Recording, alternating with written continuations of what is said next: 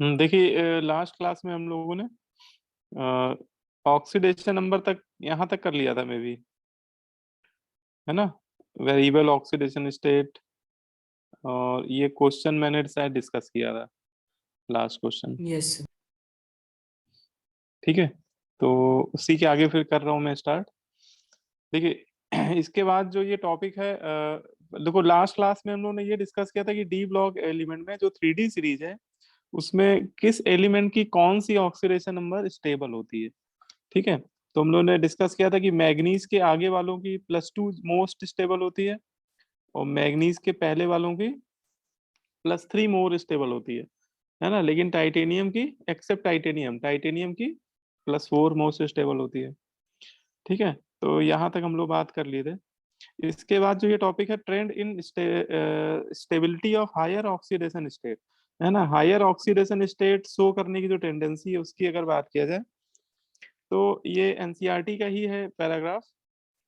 तो एनसीईआरटी इसमें ये बोल रही है कि 3D सीरीज के जो एलिमेंट के हैलाइड होते हैं, ठीक है, उनमें फ्लोराइड जो होते हैं, फ्लोराइड वेरिएबल ऑक्सीडेशन नंबर में बनाते हैं कंपाउंड।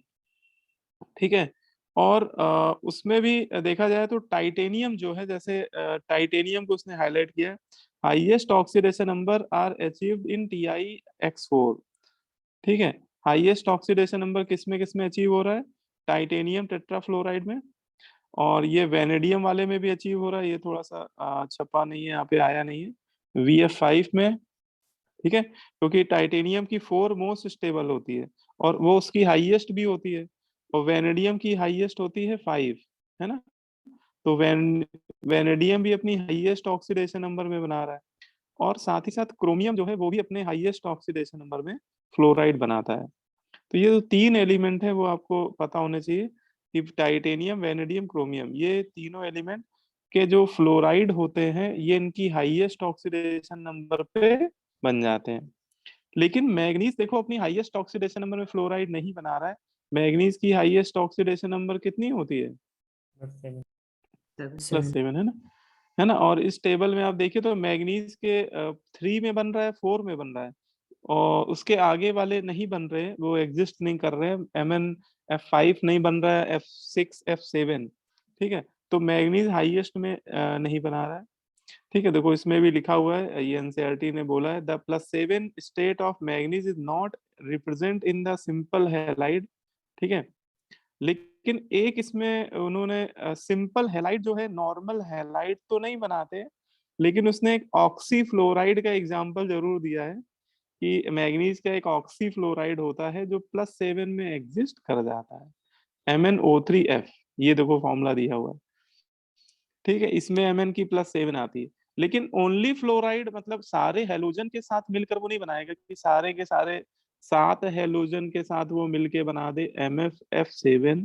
तो ये कंपाउंड एग्जिस्ट नहीं कर रहा है। ठीक है, फिर इसमें कह रहा है beyond manganese no metal has trihalide except FeX3 and CuF3, है ना। उसके बाद बोला कि मैग्नीज के बाद कोई भी एलिमेंट ऐसा नहीं है जो अपना ट्राई हैलाइड बना सके।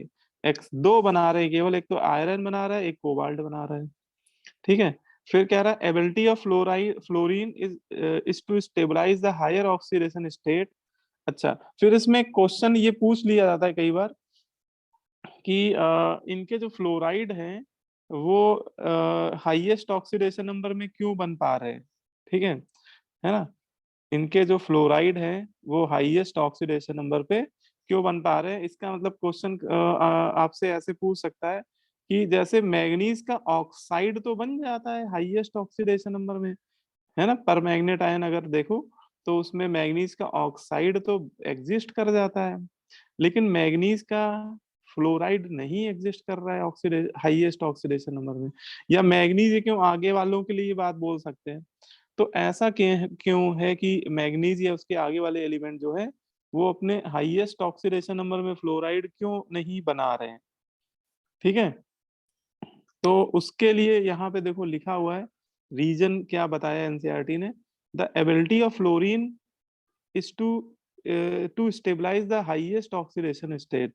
मतलब फ्लोरीन के पास एबिलिटी होती है उसके हाईएस्ट ऑक्सीडेशन स्टेट को स्टेबलाइज करने के लिए। क्यों ऐसा होता है?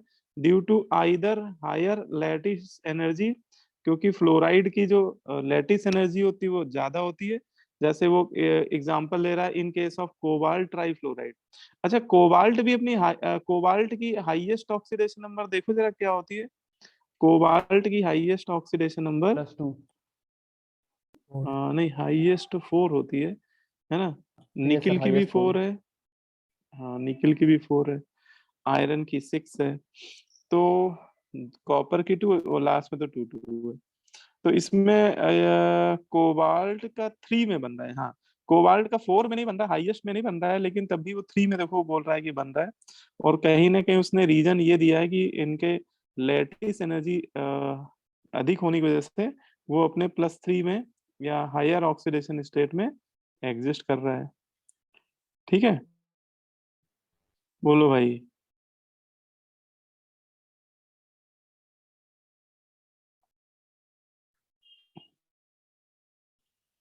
है ना? ये बात समझ में आ रही है? यस। तो 3D सीरीज के एलिमेंट में फ्लोराइड बनाने की एबिलिटी ज्यादा होती है एज कंपेयर टू ऑक्साइड बनाने के रिस्पेक्ट में, और उनके हाईएस्ट ऑक्सीडेशन नंबर पे उनके फ्लोराइड के, जैसे क्रोमियम हो गया, वेनेडियम हो गया, शुरुआत पे जो 3 एलिमेंट है, इनके फ्लोराइड इनकी हाईएस्ट ऑक्सीडेशन नंबर में एग्जिस्ट करते हैं। ठीक है। और उसके पीछे रीजन उसने यही दिया है कि इनकी लैटिस एनर्जी ज्यादा है, या फिर higher bond enthalpy in term of higher covalent compound. ठीक है, या तो उनकी लैटिस एनर्जी ज्यादा है, या फिर लैटिस एनर्जी टर्म तो वैसे तो आयनिक कंपाउंड के लिए सूटेबल है। ठीक है, जैसे कोबाल्ट ट्राइफ्लोराइड ये आयनिक है ना। लेकिन मैग्नीज के कंपाउंड या क्रोमियम के कंपाउंड जो अपनी +6 ऑक्सीडेशन नंबर में बना रहे हैं, तो ये आयनिक नहीं है, ये कोवलेंट है। तो इनके लिए बोलना पड़ेगा कि इनके हायर, इनकी जो बॉन्ड एंथैल्पी है वो हायर है ना। इस वजह से वो फ्लोराइड बनाने की टेंडेंसी शो कर रहे हैं। ठीक है, बोलिए, बात समझ में आ गई? अब देखिए, ये यस। क्वेश्चन दिया हुआ है, ये इसी पे बेस्ड क्वेश्चन है। देखो क्या कह रहा है, how many of following exhibit their highest oxidation state with fluorine. आपको उसने 1 2 3 4 5 6 एलिमेंट दिए, और कह रहा है कि इसमें कितने ऐसे एलिमेंट ऐसे हैं जो अपनी हाईएस्ट ऑक्सीडेशन स्टेट में फ्लोराइड्स बना रहे हैं। तो बताइए कौन कौन से होंगे। वेरी। एक तो एक तो टाइटेनियम ही हो जाएगा, है ना। टाइटेनियम अपनी हाईएस्ट, टाइटेनियम की हाईएस्ट ऑक्सीडेशन नंबर +4 होती है ना। तो टाइटेनियम अपनी +4 में बना लेता है। दूसरा वेनेडियम हो जाएगा बेटा, हाँ, वेनेडियम पेंटाफ्लोराइड बना लेता है। शुरुआत के तीनों हो जाएंगे, ठीक है। और क्रोमियम भी अपनी हाईएस्ट ऑक्सीडेशन नंबर में बना रहा है। क्रोमियम भी हाईएस्ट ऑक्सीडेशन नंबर में। अब देखो, मैग्नीज +7 में फ्लोराइड नहीं बनता है, ये अभी ऊपर वाले टेबल में हम लोग डिस्कस किया। मैग्नीज का +7 में फ्लोराइड नहीं बनता है। मैग्नीज का ऑक्साइड तो बन जाता है, फ्लोराइड नहीं बनता। कोबाल्ट की हाईएस्ट 4 होती है, लेकिन कोबाल्ट 4 ऑक्सीडेशन नंबर में फ्लोराइड नहीं बनाता है, तो ये भी नहीं होगा। और जिंक की हाईएस्ट 2 होती है। अच्छा, जिंक वेरिएबल नहीं शो करता है, ये ध्यान रखिएगा। जिंक की ओनली 2 होती है, वही उसकी हाईएस्ट है, वही उसको लोवेस्ट भी बोल सकते हो, है ना। तो जिंक की हाईएस्ट ऑक्सीडेशन नंबर में तो फ्लोराइड बन जाएगा। तो इस हिसाब से आंसर आपका कौन कौन सा हो जाएगा। एक तो टाइटेनियम अपना हाईएस्ट में बना रहा है, दूसरा वेनेडियम बना रहा है, तीसरा क्रोमियम बना रहा है ना। मैग्नीज +7 में नहीं बनाता है, वो कोबाल्ट +4 में नहीं बना रहा है, हाँ जिंक बना रहा है। तो इसका आंसर हो गया आपका 4। ठीक है, बोलो भाई, समझ में आई एक बात? बार ऊपर वाला पैराग्राफ दोबारा देना।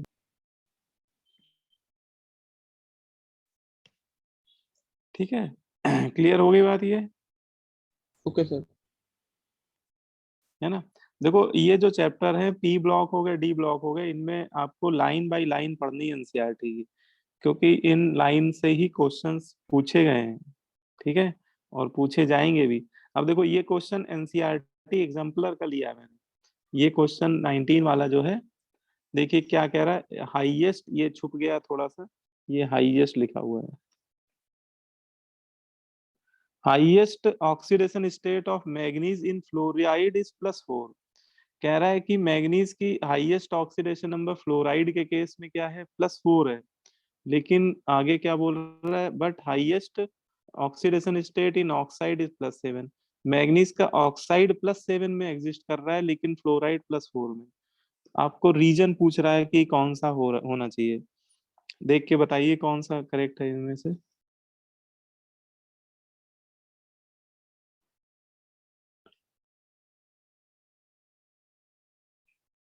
थर्ड।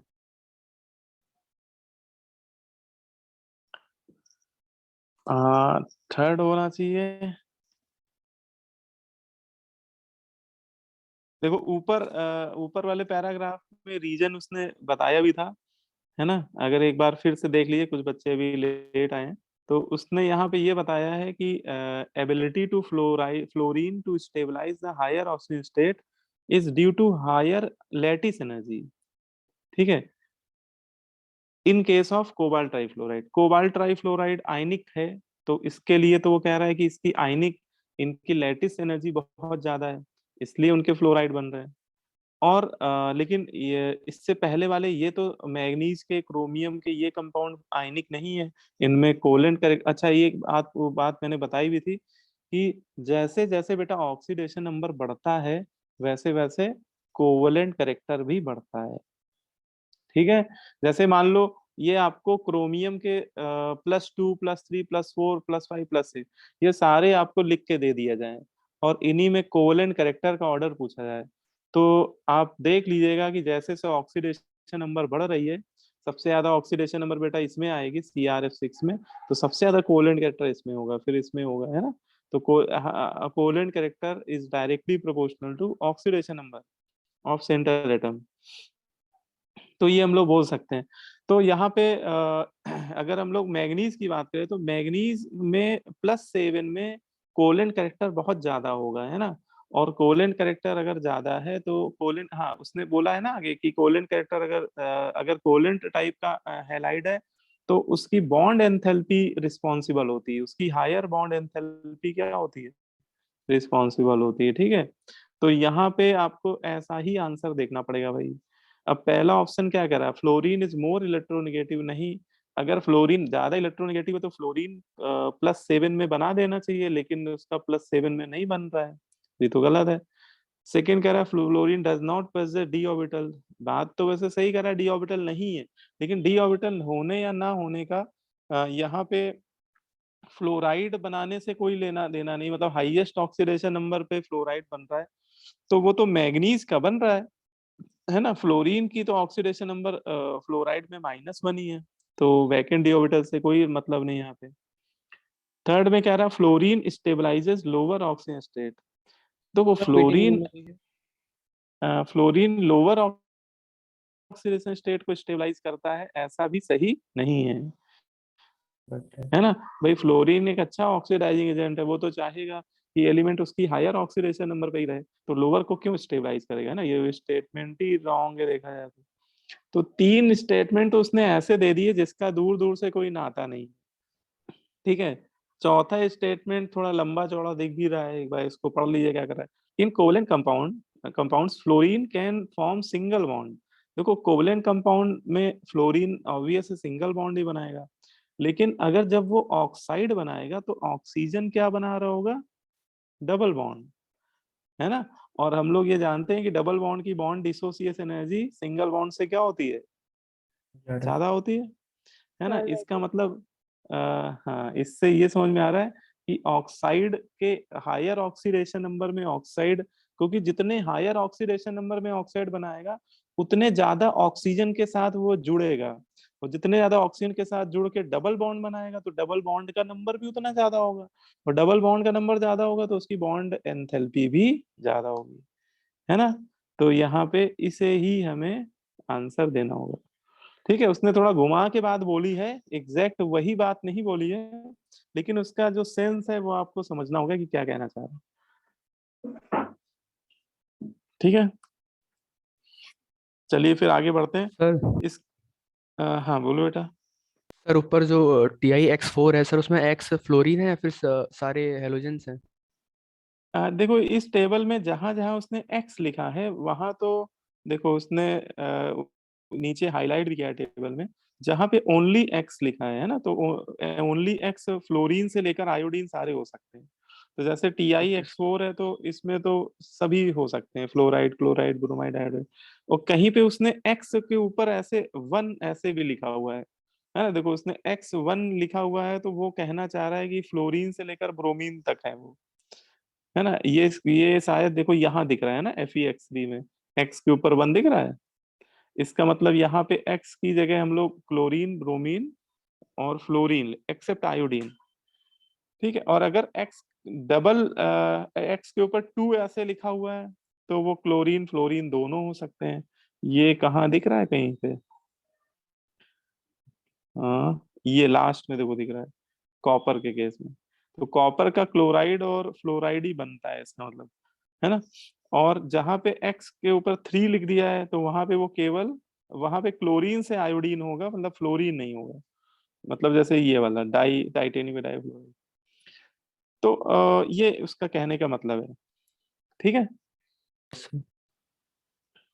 ना। लेकिन बहुत कोई एग्जैक्ट याद करने की जरूरत नहीं है, बस आपको ये ध्यान रखना है कि हाईएस्ट ऑक्सीडेशन नंबर में कौन कौन से बना रहे हैं। तो हाईएस्ट ऑक्सीडेशन नंबर में ये चार देखो बनाते हैं। फ्लोरीन बना देता है, वेनेडियम टाइटेनियम, इधर जिंक बना देता है, और कॉपर को भी बोल देना क्योंकि कॉपर की हाईएस्ट 2 ही होती है ना। मतलब पूरा देखा जाए 3D सीरीज में हाईएस्ट ऑक्सीडेशन नंबर में फ्लोराइड जो बन रहे हैं, है ना, वो कौन कौन से बन रहे हैं?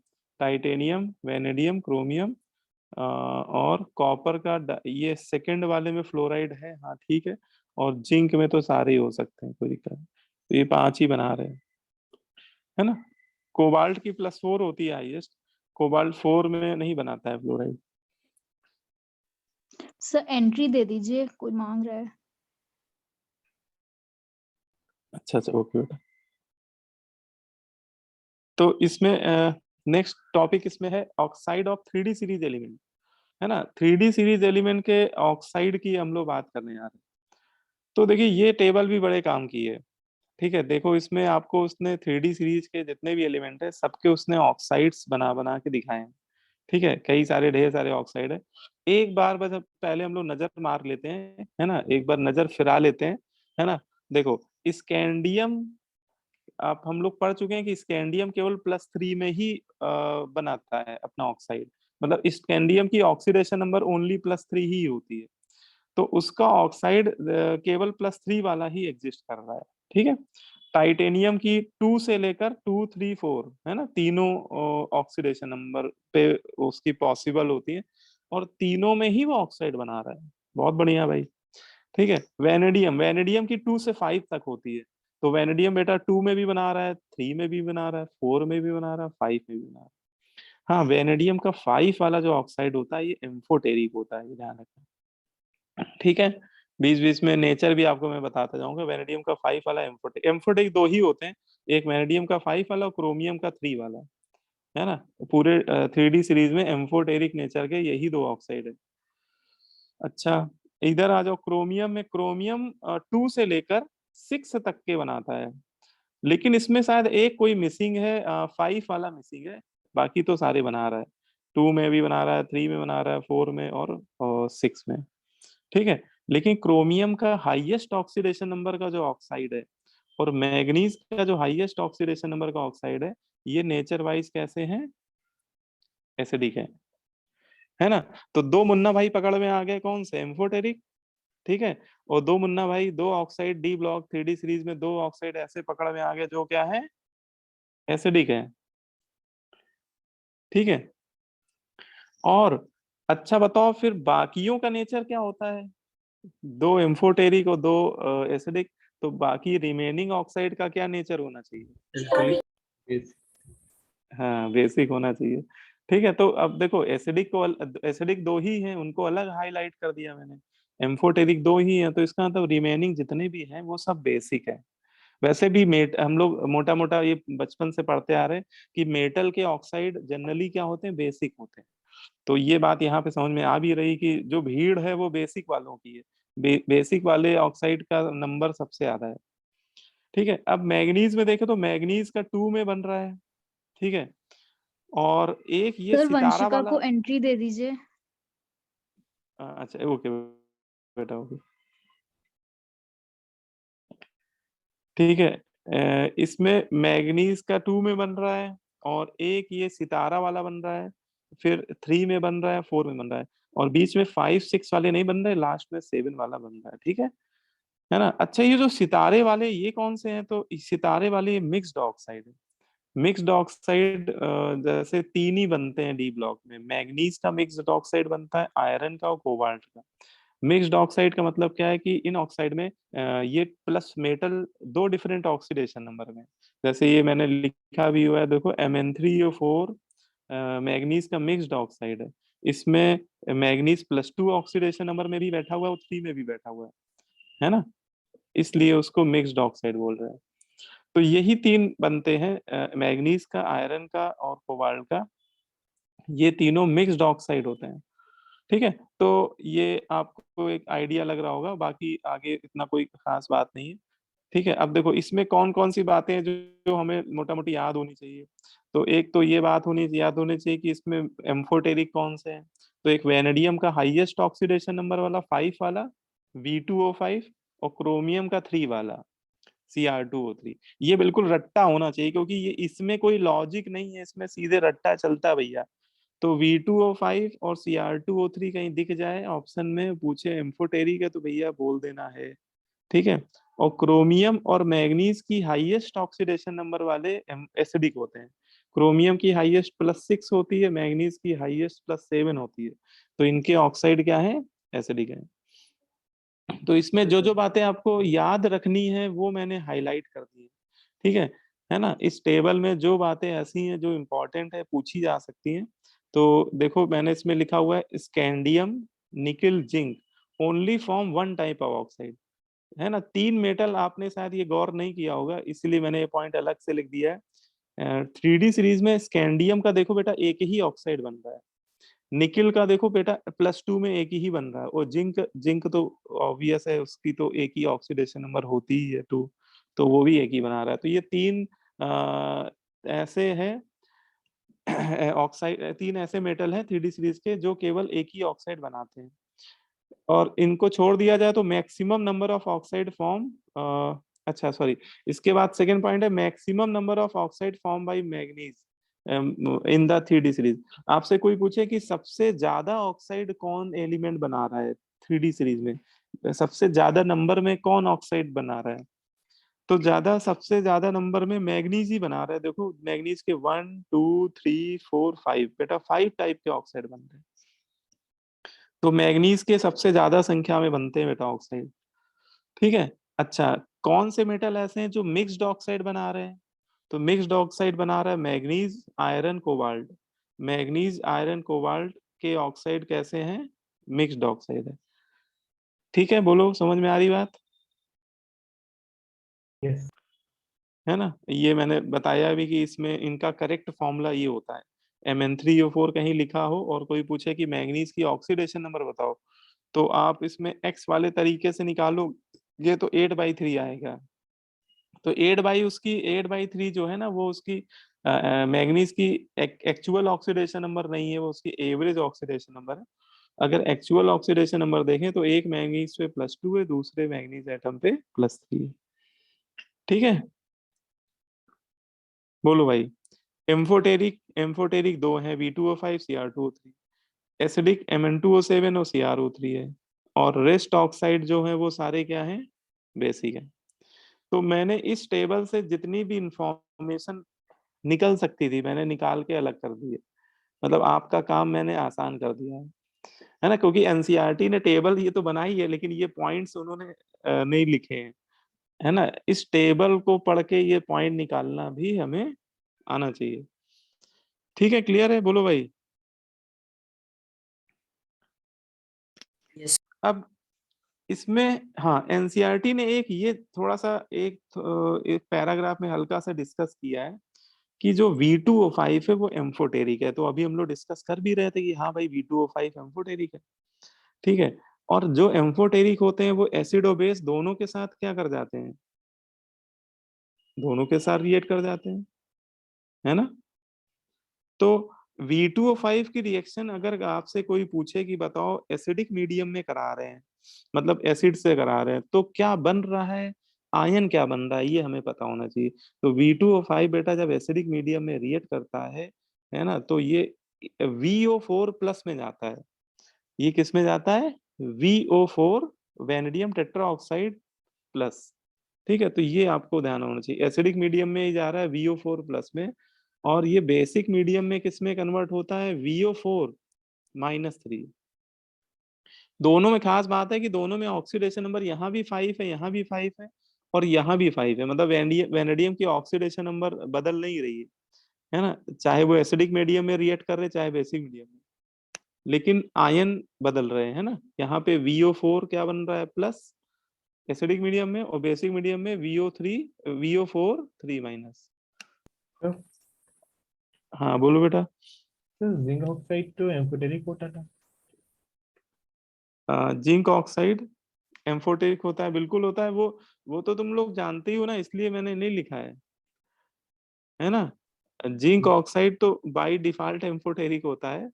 तो चाहो तो अगर आप लोग ये दो मैंने इसलिए हाईलाइट कर दिए क्योंकि ये जिंक के अलावा एम्फोटेरिक है ना।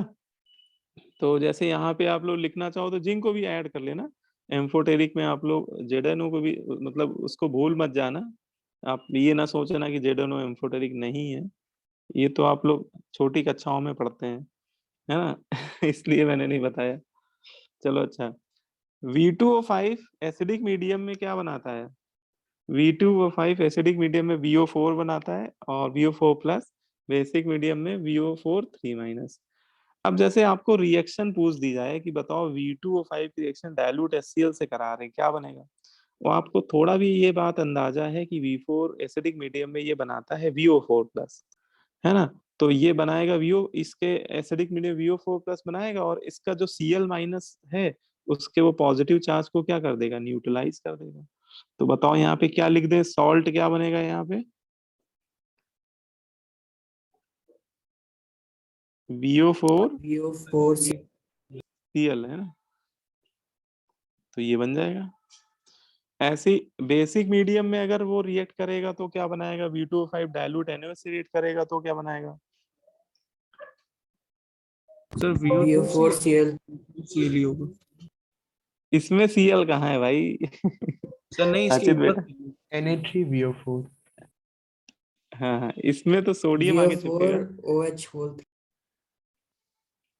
Na3VO4, ठीक है, सोडियम वेनेडेट आयन बोलते हैं इसको, ठीक है। तो Na3VO4, है ना। तो बस ये हो गया, है ना। ऐसे वो रिएक्शन पूछ सकता है ना। ये रिएक्शन एनसीईआरटी में नहीं दी हुई है, लेकिन उसने बस इतना ही लिख के बताया है कि ये एसिडिक मीडियम में ये बनाता है, बेसिक में ये, लेकिन वो रिएक्शन आपसे पूछ सकता है, ठीक है, क्योंकि बहुत कॉमन बात है वो, है ना। सर अगर यहाँ पे कंसंट्रेटेड होता तब क्या होता? कंसंट्रेटेड होगा तो कुछ नहीं होगा, वेनेडियम अपनी हाईएस्ट ऑक्सीडेशन नंबर में है, इसको तो कोई माइका लाल ऑक्सीडाइज नहीं कर पाएगा, चाहे कितना भी कंसंट्रेट ले लो। यस नो रिएक्शन हो जाएगी भाई। सर ऊपर VO4 Cl ही होगा। सर एक बार क्या, हीटिंग रूम चेक कर दीजिए प्लीज। सर ये VO4 Cl ही होगा। हाँ VO4 Cl ही होगा बेटा, ठीक है। हाँ अब एक ये क्वेश्चन दिया हुआ, ये आपका जेडी ली का क्वेश्चन है, बहुत प्यारा क्वेश्चन है ना। किसी टीचर का नॉलेज चेक करना हो इनऑर्गेनिक में तो ये क्वेश्चन उससे पूछ के देखना, 100% अगर उसको नॉलेज होगा तो बता देगा, नहीं तो फंस जाएगा। बहुत प्यारा क्वेश्चन है। AgO क्या आपसे पूछा गया है, AgO इज पैरामैग्नेटिक और डायमैग्नेटिक, आपसे सिल्वर ऑक्साइड का मैग्नेटिक बिहेवियर पूछ रहा है। तो देखो कोई भी इसको करेगा तो कैसे करेगा, AgO को आयनाइज कर देगा, कहेगा O2 minus Ag2 plus Ag2 पे चार्ज +2। अब सिल्वर का इलेक्ट्रॉनिक कॉन्फ़िगरेशन हो जाएगा आपका 6s1 5d10, ठीक है। और इससे बेटा 2 इलेक्ट्रॉन निकाल लो, Ag2 प्लस का बना लो, तो ये क्या हो जाएगा 5d9। और 5d9 की वजह से क्या हो जाएगा, ये आप कहोगे 5d9 है तो d ऑर्बिटल में एक अनपेड इलेक्ट्रॉन है, अनपेड इलेक्ट्रॉन है तो ये क्या होना चाहिए, पैरामैग्नेटिक होना चाहिए, है ना। तो लॉजिक के अकॉर्डिंग ये पैरामैग्नेटिक होना चाहिए, बट ये होता डायमैग्नेटिक है। जब इसका देखा जाता है एक्सपेरिमेंटल मैग्नेटिक मोमेंट तो वो 0 आता है। इस आयन का AgO का एक्सपेरिमेंटल मैग्नेटिक मोमेंट 0 आता है और ये डायमैग्नेटिक है, ठीक है। तो अब ये एक्सप्लेन कैसे होगा, तो ये एक्सप्लेन ऐसे किया जाता है, मतलब ये एक्सप्लेन ऐसे होता है कि बोलते हैं कि जो ये ऑक्साइड है ये मिक्स्ड ऑक्साइड है, ये नॉर्मल ऑक्साइड नहीं। AgO is not a normal oxide, ये आपका मिक्स्ड ऑक्साइड है। ये प्रकृति में, नेचर में इस फॉर्म में एग्जिस्ट करता है। उसका करेक्ट जो रिप्रेजेंटेशन है वो ये है ना। ये कॉम्प्लेक्स के फॉर्म में एग्जिस्ट करता है। इसमें एक Ag डब्बे के बाहर रहता है और AgO2 डब्बे के अंदर रहता है ना। बाहर वाले Ag पे ऑक्सीडेशन नंबर क्या है, +1 है। अंदर वाले Ag पे ऑक्सीडेशन नंबर निकालोगे तो +3 है। आ रही बात समझ में। और Ag+1 में आप करके देखो जरा, Ag+1 में करोगे तो 6s का एक इलेक्ट्रॉन निकल जाएगा, तो इसका कॉन्फ़िगरेशन क्या हो जाएगा 5d10, है ना। तो ये क्या हो जाएगा, डायमैग्नेटिक। और Ag3+ के बारे में आप कहोगे अच्छा 3+ में तो फिर D8 हो जाएगा सर, और D8 का मतलब कहानी क्या हो जाएगी, डायमैग्नेटिक। लेकिन नहीं, D8 ये कॉम्प्लेक्स है बेटा, D8 होगा अगर यहाँ पे क्या है, D8 का केस होगा, D ऑर्बिटल में एक 8 इलेक्ट्रॉन। और ये आपको पता है कि सिल्वर जो है आपको ये पीरियोडिक टेबल में किस सीरीज को बिलोंग करता है, 3D 4D 5D, 4D series, है ना। और 4D सीरीज में याद करो, कोऑर्डिनेशन कंपाउंड आप लोग पढ़ चुके हो। 4D सीरीज में, 4D सीरीज के साथ तो जितने वीक फील्ड लिगेंड होते हैं वो भी कैसे बिहेव करने लगते हैं, लिगेंड की तरफ से फिल की स्ट्रॉन्ग, है ना। तो आप ऐसे समझिए कि D ऑर्बिटल में 8 इलेक्ट्रॉन फिल कर दीजिए, और अगर स्ट्रॉन्ग फील्ड लिगेंड ऑक्साइडो या स्ट्रॉन्ग फील्ड लिगेंड की तरह बिहेव करेगा तो पेयरिंग वो क्या करेगा, करा देगा, पेयरिंग करा देगा। इसका मतलब इसका D8 वाला ऑर्बिटल भी क्या हो जाएगा, पेयर्ड हो जाएगा। मतलब ये ओवरऑल कैसे बिहेव करेगा, डायमैग्नेटिक, ठीक है। तो ये आपको थोड़ा आइडिया होना चाहिए, क्योंकि ये काफी अच्छा क्वेश्चन है, JDL में दिया भी हुआ है। तो और इसमें फंसने के चांसेस पूरे हैं बच्चों के। अब जिसको नहीं पता होगा वो तो इसको पैरा ही लिख के आएगा 100%, ठीक है। चलो फिर आगे बढ़ते हैं। इसके बाद अगली जो प्रॉपर्टी है वो है एटॉमिक रेडियस। नेक्स्ट प्रॉपर्टी कौन सी है, एटॉमिक रेडियस। एटॉमिक रेडियस में बोलते हैं कि जो 3D सीरीज के एलिमेंट को अगर हम लोग ऐसे लिख लें ऑर्डर वाइज, है ना, सचिन तेंदुलकर विराट क्रिकेट में फिर कोई ना कब जीतेंगे, ठीक है। तो इनकी एटॉमिक रेडियस जो है वो इंक्रीज करेगी लेफ्ट टू राइट की डिक्रीज करती है। तो बोला यह जाता है कि इनके एटॉमिक रेडियाई, अगर इनके एक्सपेरिमेंटल डेटा देखा जाए तो स्कैंडियम से लेकर क्रोमियम तक डिक्रीज कर रही है ना। देखो डेटा मैंने लिख भी दिया ऐसे थोड़ा आपको रीड करने में आसानी हो, कि 144 से 132, फिर 122, फिर 117, मतलब स्कैंडियम टू क्रोमियम बेटा पहले क्या हो रही है, डिक्रीज हो रही है, ठीक है। ये पहले आपको ट्रेंड पता होना चाहिए।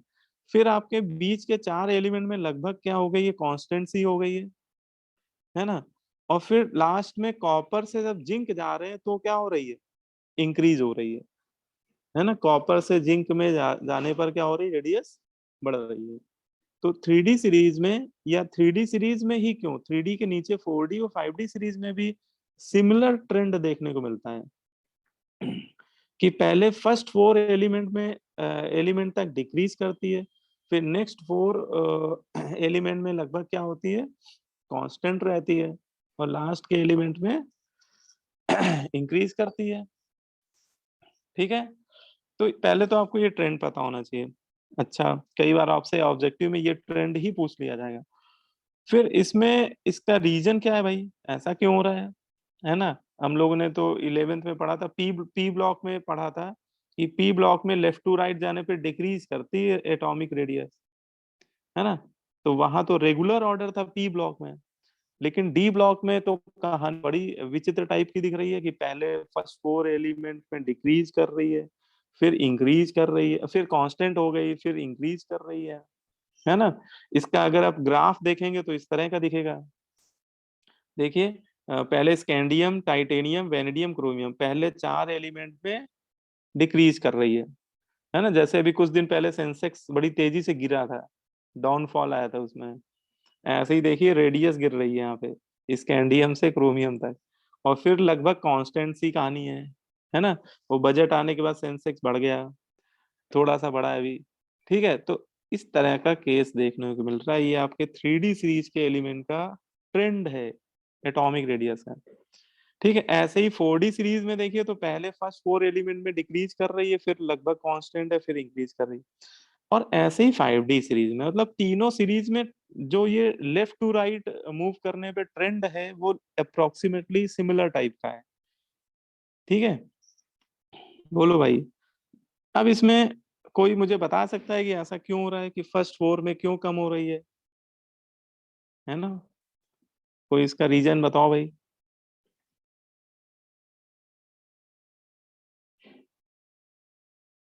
चलो अच्छा, मैं ही बता देता हूँ। देखिए डी, न्यूक्लियर हाँ, फोर्स। न्यूक्लियर फोर्स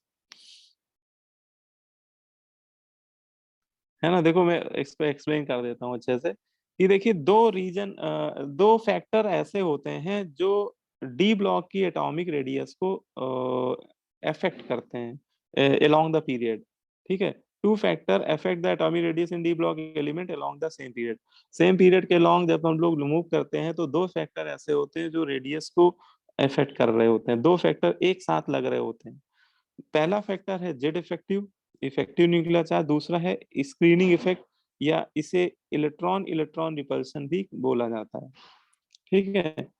अब होता क्या है, देखो दोनों फैक्टर के बारे में क्या आपको पता है, ये भी क्लियर होना चाहिए। देखो जेड इफेक्टिव क्या कहता है, जेड इफेक्टिव ये कहता है कि जैसे ही हम स्कैंडियम से टाइटेनियम जा रहे हैं, ठीक है, तो स्कैंडियम के न्यूक्लियस में कितने इलेक्ट्रॉन है? 20, सॉरी न्यूक्लियस में प्रोटॉन होते हैं, इलेक्ट्रॉन नहीं होते, है ना? स्कैंडियम के न्यूक्लियस में ये मान लो कि स्कैंडियम है, ये मान लो कि टाइटेनियम, ठीक है? और ये स्कैंडियम का न्यूक्लियस है, ये टाइटेनियम का न्यूक्लियस है। तो आप समझिए मेरी बात कि स्कैंडियम के न्यूक्लियस में 21 प्रोटॉन है, ठीक है? और जैसे ही आप एक एलिमेंट राइट साइड मूव कर रहे हैं तो एटॉमिक नंबर 1 यूनिट से बढ़ रहा है। इसका मतलब टाइटेनियम के न्यूक्लियस में कितने प्रोटॉन हो गए? 22 प्रोटॉन हो गए।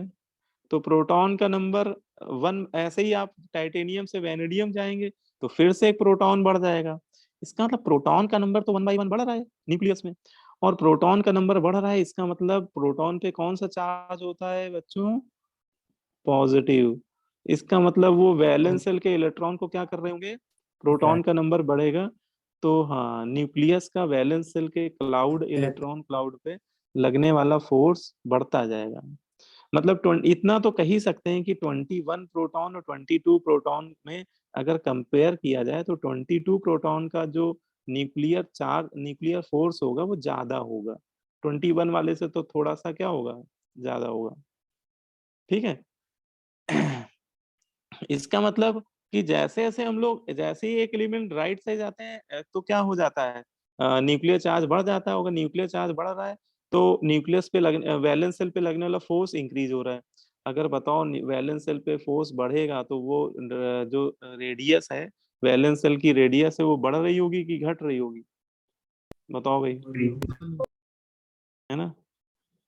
जैसे मान लो ये रेडियस है, तो इसमें अगर फोर्स लग रहा होगा इस वैलेंस सेल के रेडियस पे, वैलेंस सेल के इलेक्ट्रॉन क्लाउड पे फोर्स बढ़ेगा तो रेडियस कम होगी ना ऐसे, ठीक है? यस। ये रेडियस स्कैंडियम की है, टाइटेनियम की थोड़ी कम होनी चाहिए, वेनेडियम की और कम होनी चाहिए क्योंकि फोर्स बढ़ रहा है ना, फिर क्रोमियम की और कम होनी चाहिए। तो जैसे जैसे आप लेफ्ट टू राइट जा रहे हो तो हो क्या रहा है कि न्यूक्लियस का फोर्स बढ़ रहा है। तो इसे ही हम लोग जेड इफेक्टिव बोल रहे हैं कि जेड इफेक्टिव बढ़ रहा है। तो जेड इफेक्टिव एटॉमिक रेडियस के इनवर्सली प्रोपोर्शनल होता है। जैसे जैसे जेड इफेक्टिव बढ़ रहा है तो रेडियस क्या होनी चाहिए, कम होनी चाहिए, है ना। तो एक फैक्टर तो ये हो गया, ठीक है। दूसरा फैक्टर भी देखना पड़ेगा, दोनों फैक्टर जब देखेंगे तब आप कंक्लूजन पे पहुंच पाएंगे। दूसरा फैक्टर क्या कह रहा है, दूसरा फैक्टर है स्क्रीनिंग इफेक्ट या इलेक्ट्रॉन रिपल्सन।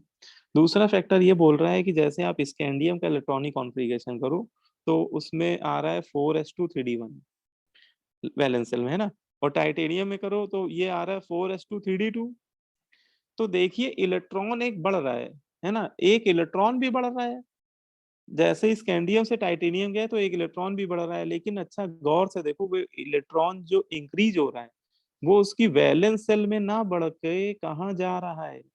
वैलेंस सेल तो 4 सेल है, वो इलेक्ट्रॉन 4th सेल में नहीं गया, वो इलेक्ट्रॉन इंक्रीज हो रहा है उसकी पेनाल्टीमेट सेल में, 3d ऑर्बिटल में, है ना। 3d ऑर्बिटल, 3d सेल जो मतलब जो 3rd सेल है वो 4th सेल से जस्ट पहले वाली सेल है, इसको बोलेंगे पेनाल्टीमेट सेल।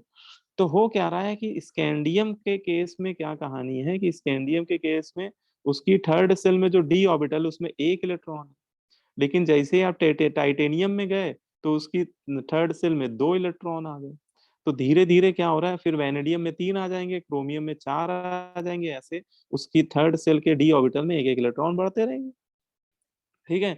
और जब भी इलेक्ट्रॉन इनर सेल में आता है तो वो क्या करता है, वो वैलेंस सेल के इलेक्ट्रॉन को रिपेल करता है। मतलब इनर सेल और वैलेंस सेल के इलेक्ट्रॉन के बीच में क्या लगने लगता है, रिपल्शन, ठीक है।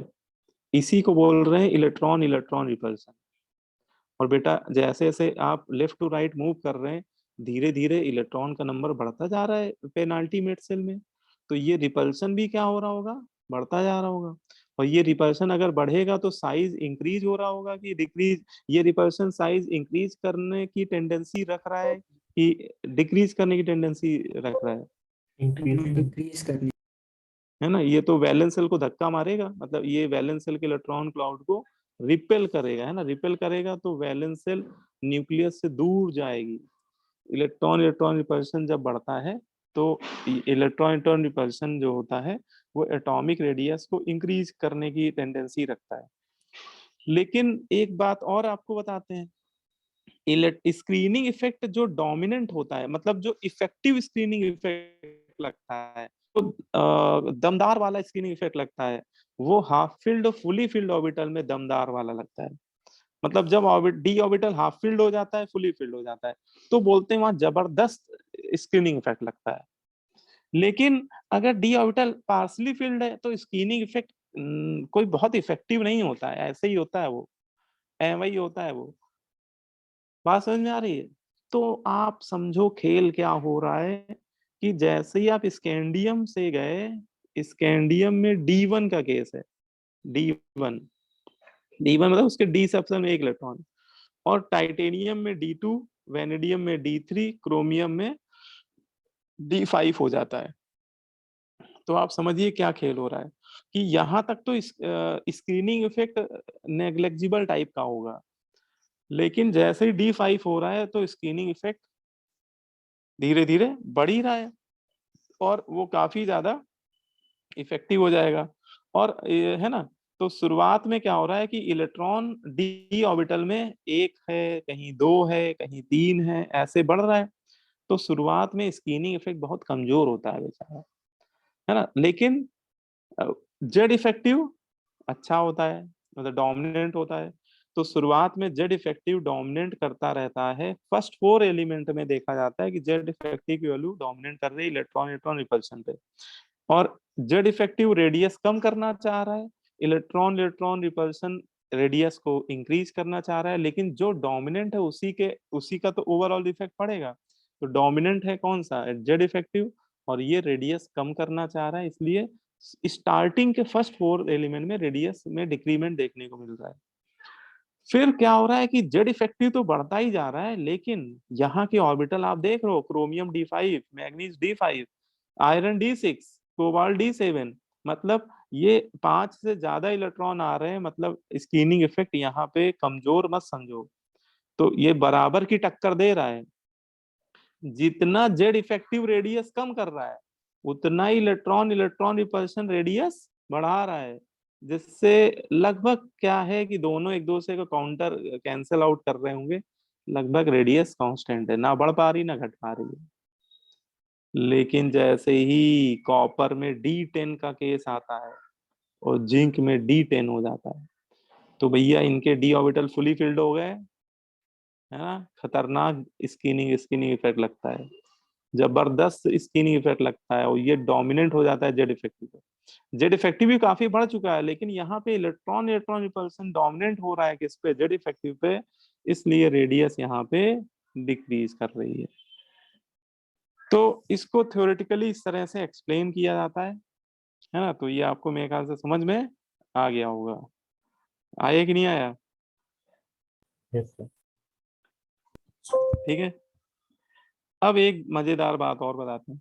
ये तो चलो हम लोगों ने लेफ्ट टू राइट बात कर ली, अब जरा टॉप टू बॉटम बात कर लें, है ना। 3D सीरीज के 10 एलिमेंट, 4D सीरीज के 10 एलिमेंट, 5D। तो अगर अलोंग द ग्रुप बात करें तो क्या ऑर्डर होता है रेडियस का?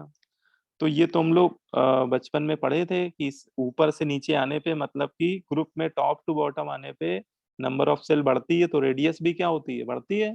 जैसा एस ब्लॉक में हम लोगों ने पढ़ा था, है ना। पी ब्लॉक में भी हम लोग पढ़ते थे कि जैसे जैसे सेकंड पीरियड से थर्ड पीरियड आते थे, रेडियस बढ़ती थी।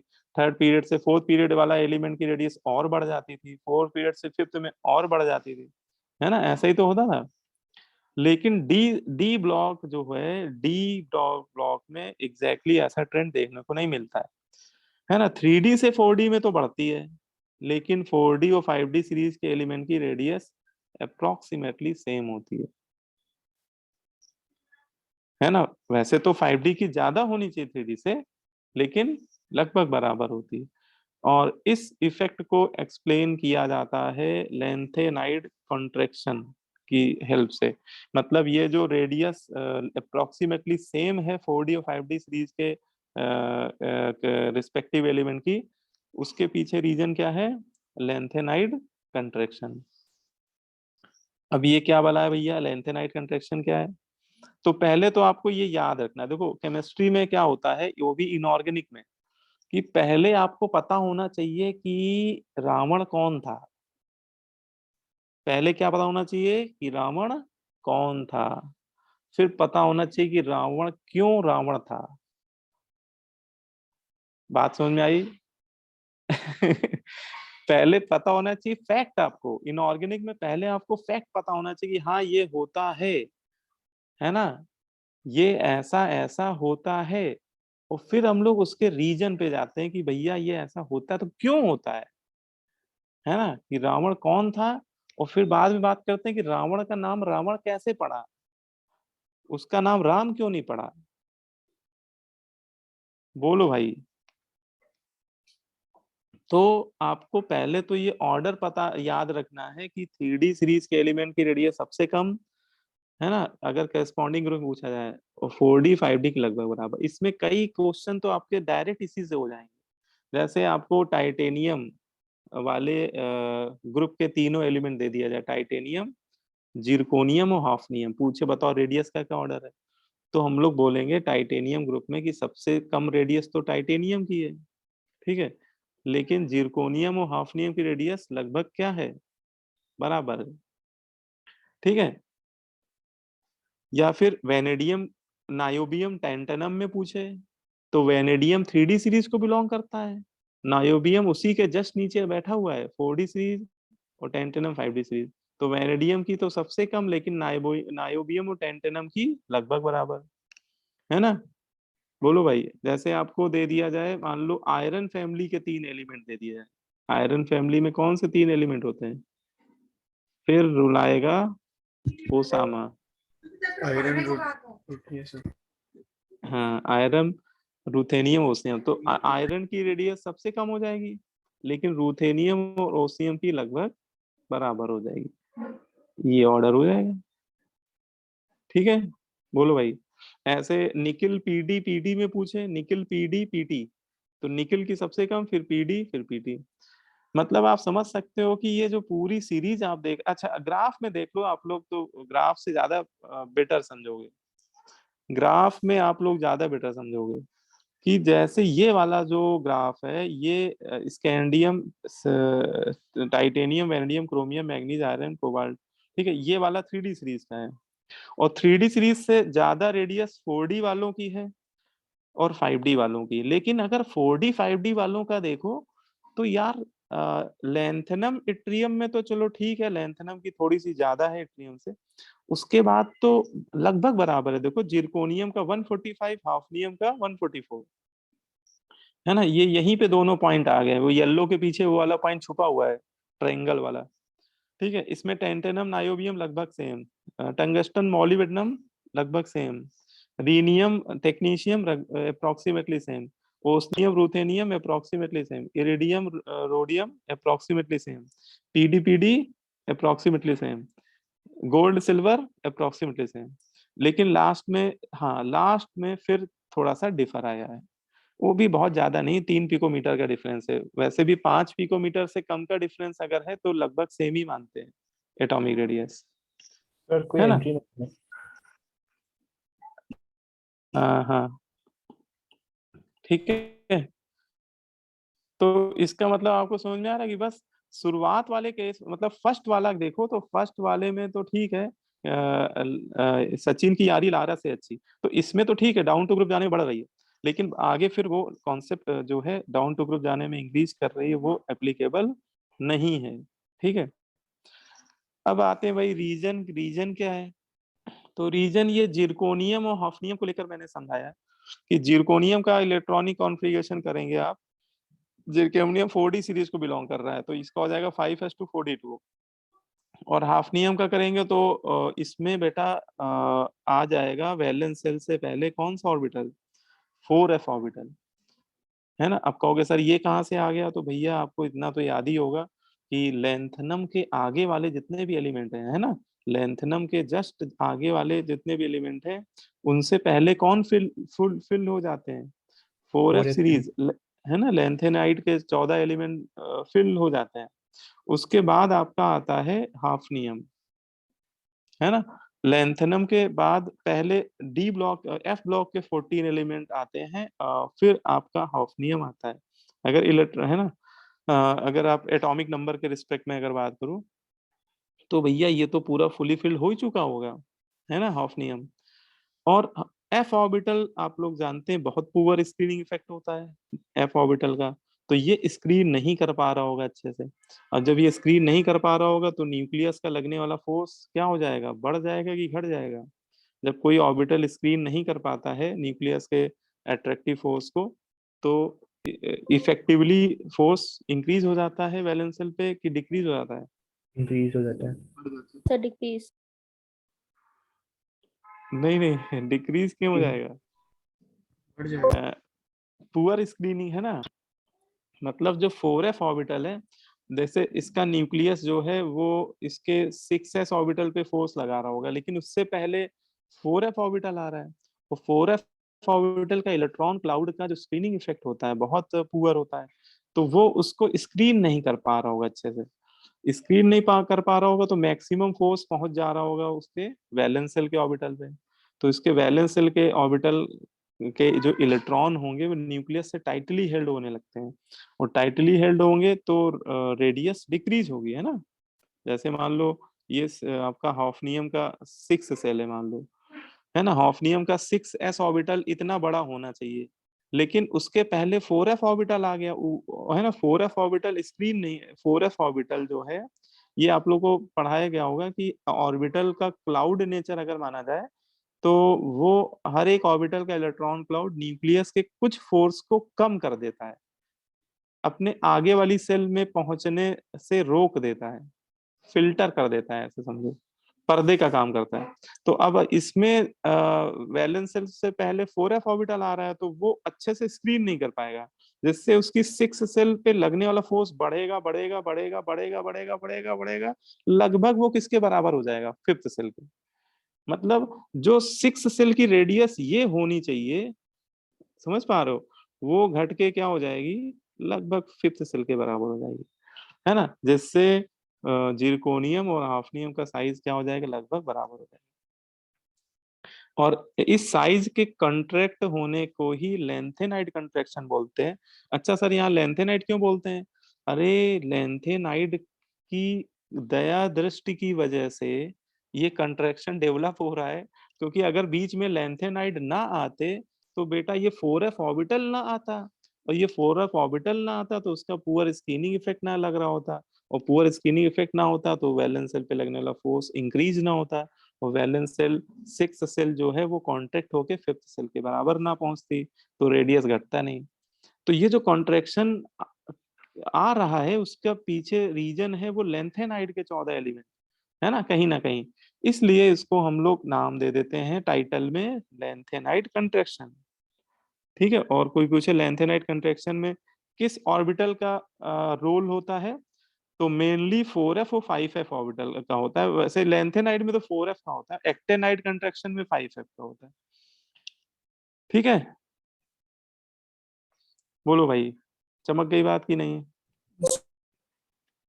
अब देखो एक क्वेश्चन करना है, ये कर लिया तो मुझे यकीन हो जाएगा तुम लोग को समझ में आ गया। The total number of pairs having element of almost equal atomic radii among the following. ठीक है, आपको कुछ पेयर दिए, कह रहा है कि इनमें किन पेयर की रेडियस अप्रोक्सीमेटली सेम होगी, है ना, एक बार जरा चेक करके बताओ भाई। सब भेज दिया। भेजिए, अच्छा।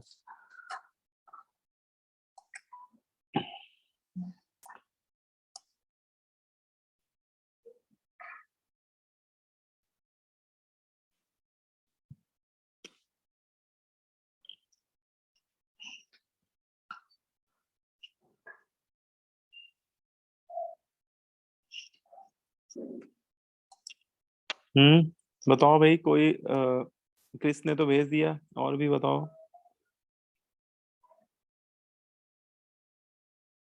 क्षितिज क्या होगा भाई, आंसर इसका बताओ।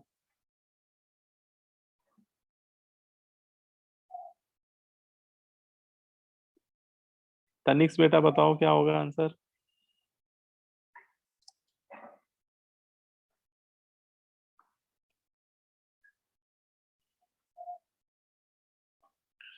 इसमें बस आप एलिमेंट पहचान लिए, जैसे देखो इसने पहले पेयर में बोला है रोडियम इरिडियम, तो रोडियम आपका कोबाल्ट फैमिली का है ना, कोबाल्ट फैमिली बताया तो मैंने, कोरोना रहेगा ईरान में, यस है ना, सर। ये वाला आपको मैंने निमोनिक बताया भी था।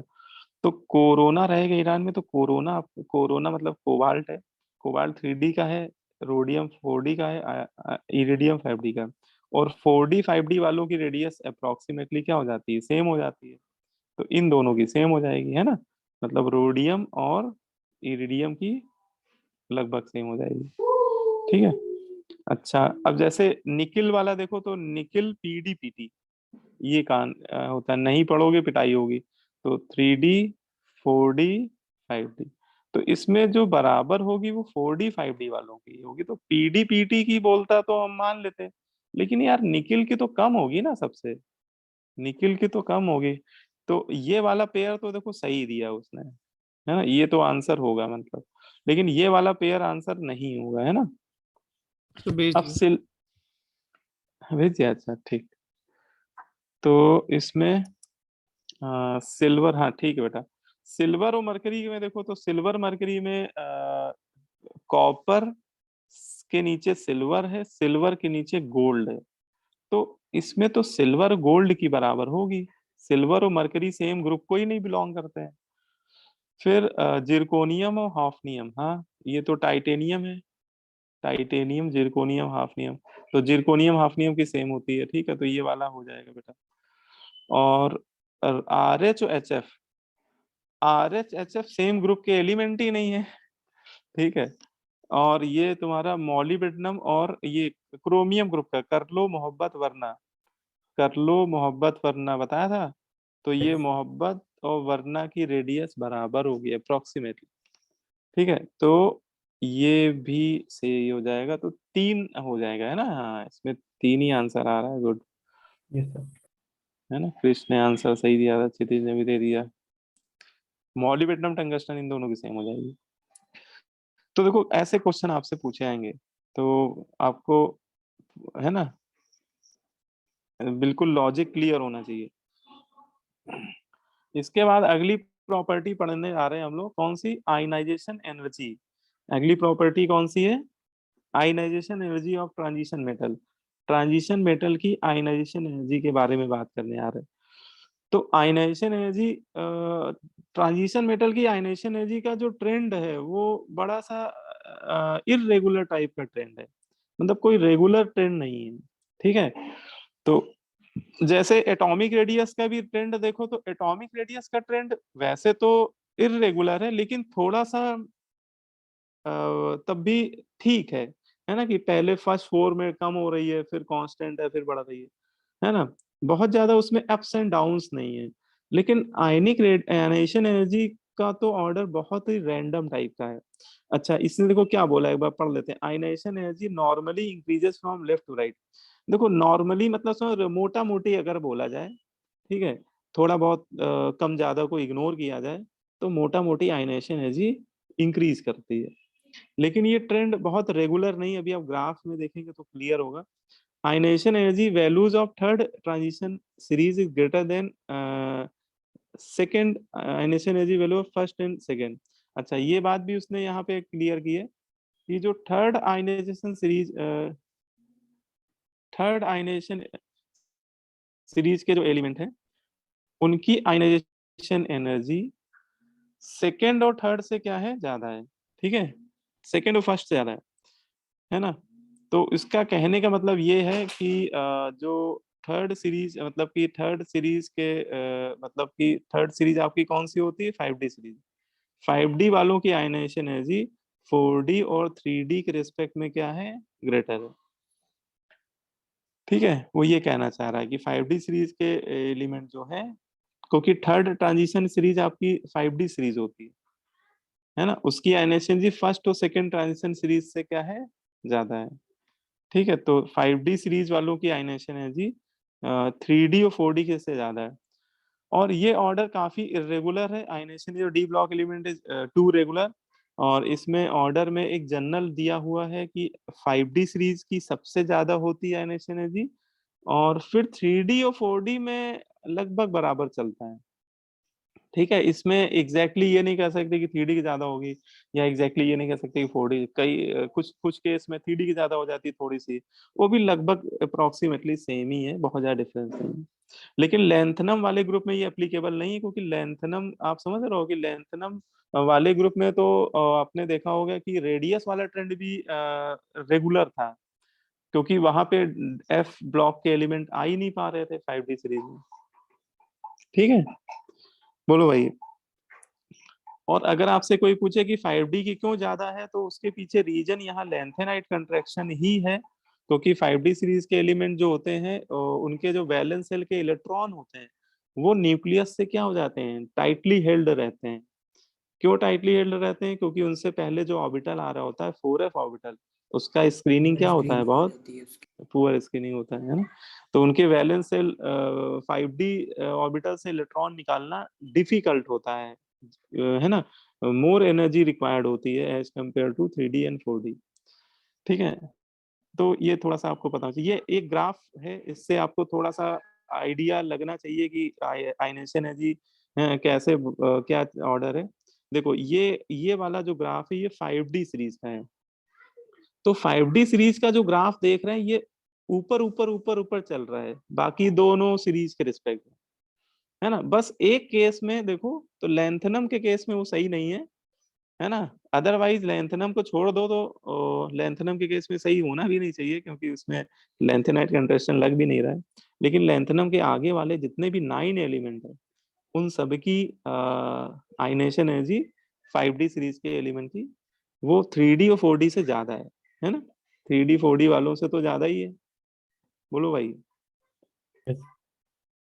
ठीक है, और 3D 4D के जो ग्राफ है ना, ये ऐसा चल रहा है जैसा आप लोग इंडिया का और पाकिस्तान का वनडे मैच देखते हैं, तो पता चला कि 10वें ओवर में इंडिया आगे थी, है ना, पाकिस्तान के रन रेट के हिसाब से, और 12वें ओवर में पाकिस्तान ज्यादा आगे है, 25वें ओवर में इंडिया ज्यादा आगे है, और 20वें ओवर में पाकिस्तान आगे है ना, 30वें ओवर में इंडिया आगे है, 45वें ओवर में पाकिस्तान आगे है।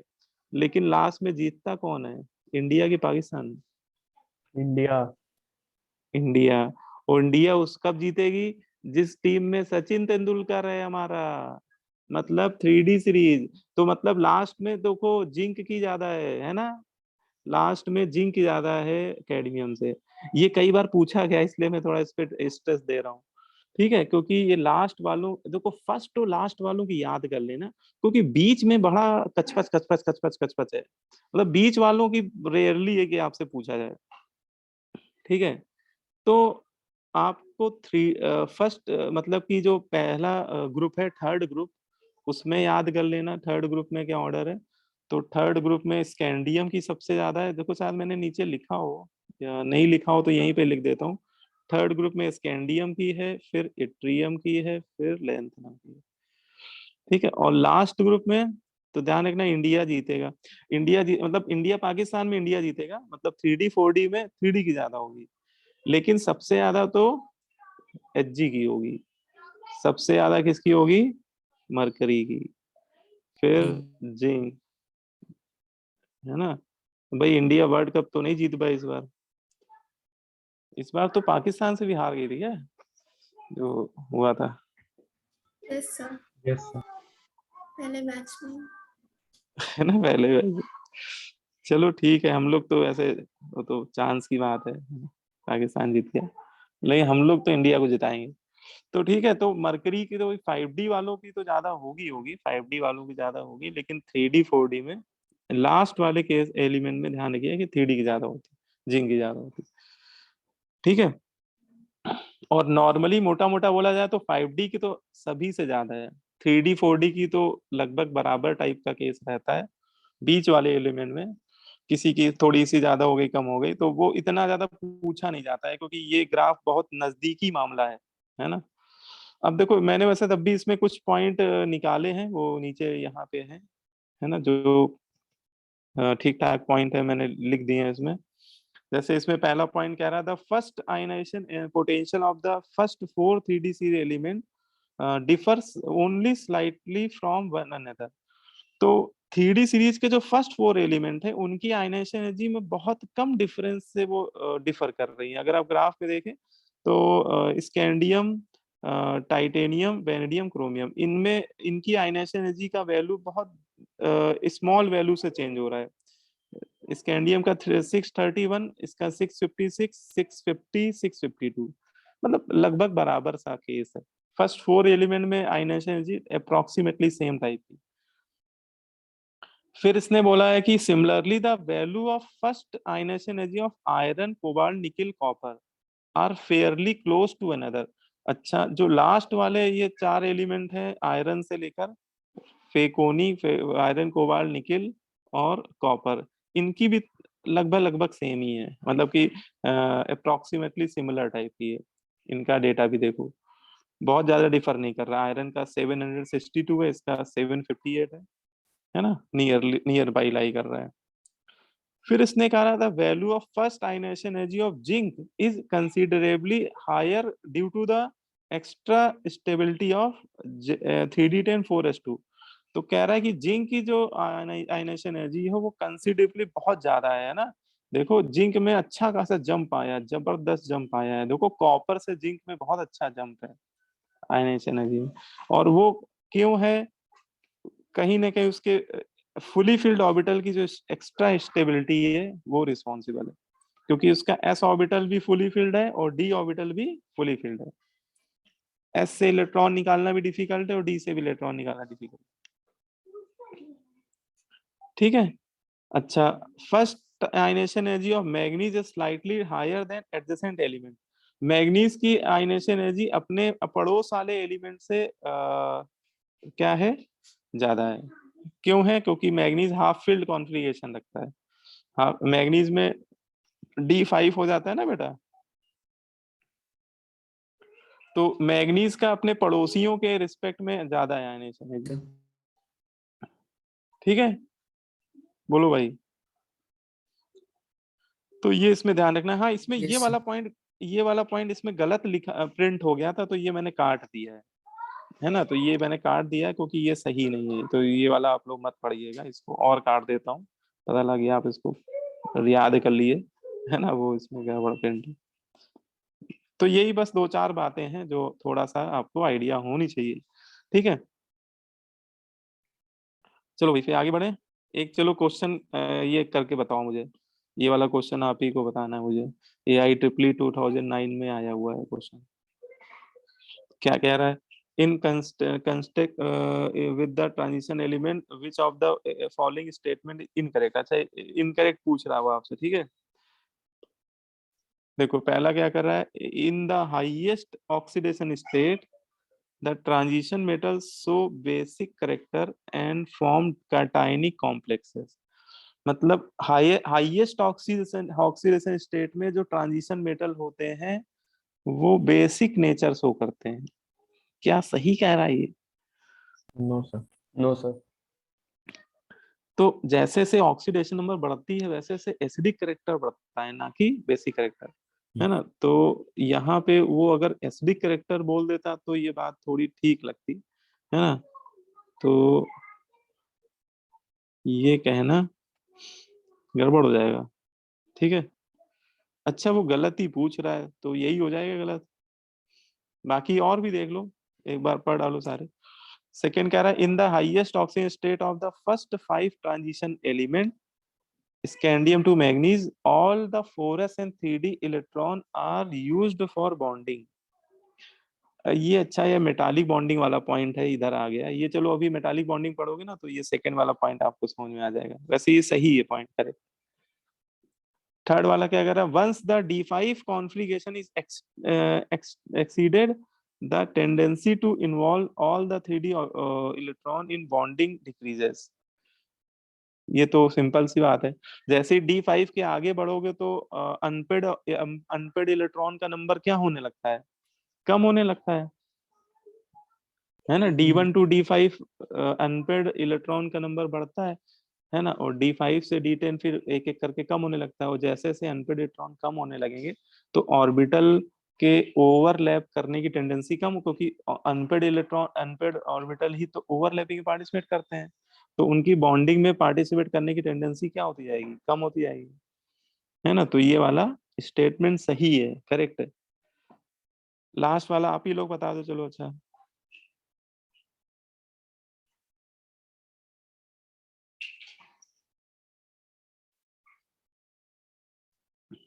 लास्ट वाला बताओ। No sir. सर क्योंकि इसमें जीरो ऑक्सीडेशन से तभी होगा जब ये खुद से सर बॉन्डिंग करेंगे, और कैटिनेशन प्रॉपर्टी तो होती है। तो सिर्फ निकल का एग्जांपल कार्बोनल जैसे होते हैं उसमें बन जाएगा। ICO4 का। जो नीचे गिर गया मेरा। हाँ ले आओ। तो देखो इसमें वो कह रहा है in addition to the normal oxygen state zero oxygen state is also shown by these element. देखो वो कह रहा है कि कॉम्प्लेक्स की बात कर रहा है यहाँ पे। तो कॉम्प्लेक्स के केसेस में आपने देखा होगा कि कई सारे कॉम्प्लेक्स ऐसे मेटल कार्बोनिल वगैरह होते हैं, उसमें D block element zero oxidation number भी शो करने लगते हैं, है ना। तो ये बात हमें सही माननी पड़ेगी। और ऐसे बहुत सारे होते हैं, यही अकेला नहीं होता है। कार्बोनिल तो ज्यादातर सभी बना ही देते हैं मेटल कार्बोनिल, है ना। तो जीरो के अलावा वो मतलब कि नॉर्मल ऑक्सीडेशन स्टेट के अलावा जीरो ऑक्सीडेशन स्टेट में भी बना देते हैं ये कॉम्प्लेक्स कंपाउंड। तो ये सही है, करेक्ट है बेटा, इसको गलत नहीं कह सकते। तो एक गलत इसमें बस एक ही है ना, पहला वाला ही रॉन्ग है। चलो फिर आगे इसमें नेक्स्ट प्रॉपर्टी पे आते हैं। नेक्स्ट प्रॉपर्टी है फॉर्मेशन ऑफ कलर्ड कंपाउंड। वाह भाई वाह। डी ब्लॉक एलिमेंट की दुनिया बहुत रंगीन होती है ना। रंगीन दुनिया के ये बेताब बादशाह होते हैं। देखिए समझिए, जितने भी डी ब्लॉक एलिमेंट हैं उनके आयंस, है ना, पानी के अंदर मतलब एक्वस सॉल्यूशन में कोई ना कोई स्पेसिफिक कलर जरूर शो करते हैं। हाँ, कुछ एक्सेप्ट सम एलिमेंट, कुछ ऐसे भी जो कलरलेस होते हैं, जैसे जिंक 2+ में कलरलेस होता है ना, जिंक 2+ कलरलेस होता है, स्कैंडियम 3+ कलरलेस होता है, कॉपर +1 में भी कलरलेस होता है, ठीक है। लेकिन इन तीन को छोड़ दिया जाए तो बाकियों की दुनिया क्या है, रंगीन है। देखो भाई, है ना, बाकियों की दुनिया क्या है, रंगीन है। अब कोई पूछेगा बताओ भैया D block element, different different transition element colour क्यों शो करते हैं, इनके अंदर कलर किस वजह से आता है। तो इनके कलर को एक्सप्लेन करने के लिए तीन डिफरेंट टाइप की थ्योरीज दी जाती है। तीन डिफरेंट टाइप की थ्योरी इनके कलर को एक्सप्लेन करती है। पहला एक डीडी ट्रांजिशन थ्योरी होती है ना। डीडी ट्रांजिशन थ्योरी क्या बोलती है, डीडी ट्रांजिशन थ्योरी बोलती है कि अगर किसी कॉम्प्लेक्स में या कोई भी कंपाउंड में, ज्यादातर ये कॉम्प्लेक्स कंपाउंड के लिए एप्लीकेबल होती है डीडी ट्रांजिशन थ्योरी, अगर D1 से लेकर D9 तक इलेक्ट्रॉन अगर हैं तो उनके कॉम्प्लेक्स 99% केस में कलर देखे जाते हैं, है ना। मतलब इनके लिए तो आप बिल्कुल श्योरली बोल सकते हो, है ना। कोई बहुत हजारों में कोई एक एक्सेप्शनल केस भले ही मिल जाएगा, अदरवाइज D1 to D9 वाले जो कॉम्प्लेक्स होते हैं वो मोस्टली क्या होते हैं, कलर्ड होते हैं, ठीक है। क्यों होते हैं, ड्यू टू डीडी ट्रांजिशन, उनके डी ऑर्बिटल के इलेक्ट्रॉन डी के ही स्प्लिट वाले ऑर्बिटल में जम करते हैं, ये हम लोग पढ़ चुके हैं, है ना। ट्रांजिशन स्टेट में जिसमें T2G से EG में जाते थे ऑक्टाहेड्रल कॉम्प्लेक्स में, और टेट्राहेड्रल में उल्टा होता था, EG से T2G में जाते थे, है ना। तो ये डीडी ट्रांजिशन थ्योरी होती है। चार्ज ट्रांसफर थ्योरी से भी कुछ कॉम्प्लेक्स में कलर को एक्सप्लेन किया जाता है ना। किस में किया जाता है अभी इसको हम लोग आगे अभी एग्जांपल में देखेंगे। और पोलराइजेशन थ्योरी से भी कुछ कॉम्प्लेक्स, कुछ डी ब्लॉक एलिमेंट का कलर पोलराइजेशन के थ्रू आता है। तो ये भी इंटरेस्टिंग बात है। और ये दो थ्योरी तो हम लोग वैसे पढ़ भी चुके हैं कॉम्प्लेक्स में, लेकिन पोलराइजेशन वाला भी शायद आप लोगों ने नहीं पढ़ा होगा, तो ये आप इसको अभी देखेंगे इसके बारे में। लेकिन सबसे पहले तो वही है कि मेंस लेवल में रट्टाफिकेशन क्वेश्चन बहुत पूछे आते हैं। कुछ डी ब्लॉक एलिमेंट के आयन के कलर इतने ज्यादा फेमस है कि उस पे क्वेश्चन वो घुमा फिरा के पूछ ही देते हैं, तो उनके कलर भी हमें याद होने चाहिए। कौन कौन से, तो ये मैंने एक निमोनिक लिखा हुआ है, इसको आप लोग थोड़ा सा आत्मसात करिए। देखिए क्या निमोनिक है, मन को गुलाबी रखना, मन को गुलाबी रखना, गुलाबी मतलब पिंक कलर, ठीक है। मन को, मन मतलब मैग्नीज और कोबाल्ट, मन को गुलाबी रखना, मैग्नीज 2+ आयन और कोबाल्ट 2+ आयन का जो कलर होता है पानी के अंदर वो पिंक होता है ना। मैग्नस आयन और कोबाल्ट आयन क्या होते हैं, पिंक होते हैं। या इसकी जगह अगर आपको कहीं बफ लिखा मिल जाए तो भी वो सही हो जाएगा। बफ कलर किसको बोलते हैं पता है, बफ कलर होता है लाइट पिंक, है ना, लाइट पिंक। तो मन को गुलाबी रखना, मन को गुलाबी रखना, फिजाएं हरी भरी रहेंगी। मन को गुलाबी रखना, फिजाएं हरी भरी रहेंगी। फिजाएं किसको बोला गया है, फेरस आयन को। फिजाएं किसको बोला जा रहा है, फेरस आयन। फेरस आयन के सॉल्ट कैसे होते हैं, ग्रीन। मन को गुलाबी रखना, फिजाएं हरी भरी रहेंगी। फिक्रों में डूबोगे तो पीले हरे पड़ जाओगे। फिक्रों में डूबोगे तो, फिक्रों का मतलब समझ रहे हो, टेंशन, फिकर कहते हैं ना, फिकर मत करो, फिकर मतलब टेंशन, स्ट्रेस मत लो, है ना। फिक्रों में डूबोगे तो पीले हरे पड़ जाओगे। तो फिक्रो, देखो ये FeOCr को मिला के पढ़ो तो फिकर हो जाएगा। ये फेरिक आयन है, ये क्रोमिक आयन है, तो मिला के पढ़ो फिकर। फिक्रों में डूबोगे तो पीले पड़ जाओगे। तो इसमें फेरिक आयन के सॉल्ट पीले होते हैं, येलो होते हैं, और क्रोमिक आयन के सॉल्ट बेटा ग्रीन होते हैं, है ना। तो इससे आपको ये याद होना चाहिए कि मैग्नस आयन और कोबाल्ट, मन को गुलाबी रखना, मैग्नस आयन कोबाल्ट के कलर क्या हो गए, पिंक। फेरस आयन के सॉल्ट कैसे हो गए, ग्रीन। और फेरिक आयन और क्रोमिक आयन के सॉल्ट कैसे हो गए, फेरिक आयन येलो होता है, या एनसीईआरटी ने इसको येलोविश ब्राउन भी दिया हुआ है, तो आप लोग ये एनसीईआरटी वाला याद कर लेना, ठीक है। और क्रोमिक आयन ग्रीन, ठीक है। तो ये आपका निमोनिक जो है वो काफी आपके तो काम आएगा। बोलो भाई, मन को गुलाबी रखोगे कि नहीं रखोगे? सर सर एक सवाल था सर। सर मैंने पिछला वाला सर मैं वो आवाज चली गई तो सुन नहीं पाया सर। हाईएस्ट ऑक्सीजन स्टेट में ट्रांजिशन एलिमेंट जो है वो बेसिक नहीं होते हैं। नहीं, बेसिक नहीं होते हैं, एसिडिक होते हैं, है ना। हाईएस्ट ऑक्सीजन स्टेट में transition element acidic nature show करते हैं मोस्टली, है ना। मतलब ऑक्सीडेशन नंबर जैसे जैसे बढ़ती है ना तो कोवेलेंट कैरेक्टर बढ़ता है, और कोवेलेंट कैरेक्टर बढ़ने पे एसिडिक कैरेक्टर इंक्रीज होता है उनके ऑक्साइड्स का। ठीक है। लोअर ऑक्सीडेशन नंबर वाले बेसिक होते हैं, लोअर या मॉडरेट ऑक्सीडेशन नंबर वाले वो बेसिक होते हैं। अब इसमें देखो ये तो याद ही हो गया है ना, मन को गुलाबी रखना याद हो गया। अब इसके बाद जैसे ये कुछ आयन मैंने और लिख दिए हैं, जैसे कॉपर 2+। कॉपर 2+ आपको थोड़ा बहुत पता होगा कि ब्लू विट्रियोल का नाम तो सबने सुना ही होगा, कॉपर सल्फेट .5H2। तो Yes. ब्लू विट्रियोल में कॉपर जो होता है वो 2+ में होता है, तो कॉपर 2+ इटसेल्फ ब्लू होता है। ऐसे कोबाल्ट 3+ में भी ब्लू होता है, तो वेनेडियम 4+ में भी ब्लू होता है। तो ये 3 आयन ब्लू हैं, ये थोड़ा सा आपको क्लियर होना चाहिए कि कॉपर 2+ तो याद ही है, ये दो और याद कर लीजिएगा, कोबाल्ट 3+, वेनेडियम 4+। अच्छा, ये कुछ ऐसी चीजें कि याद रहेंगी ना तो क्वेश्चन, कई बार क्वेश्चन रट्टाफिकेशन वाले पूछता है देखो इस टॉपिक में, तो थोड़ा सा आपको याद कर लोगे तो आपका भला हो जाएगा।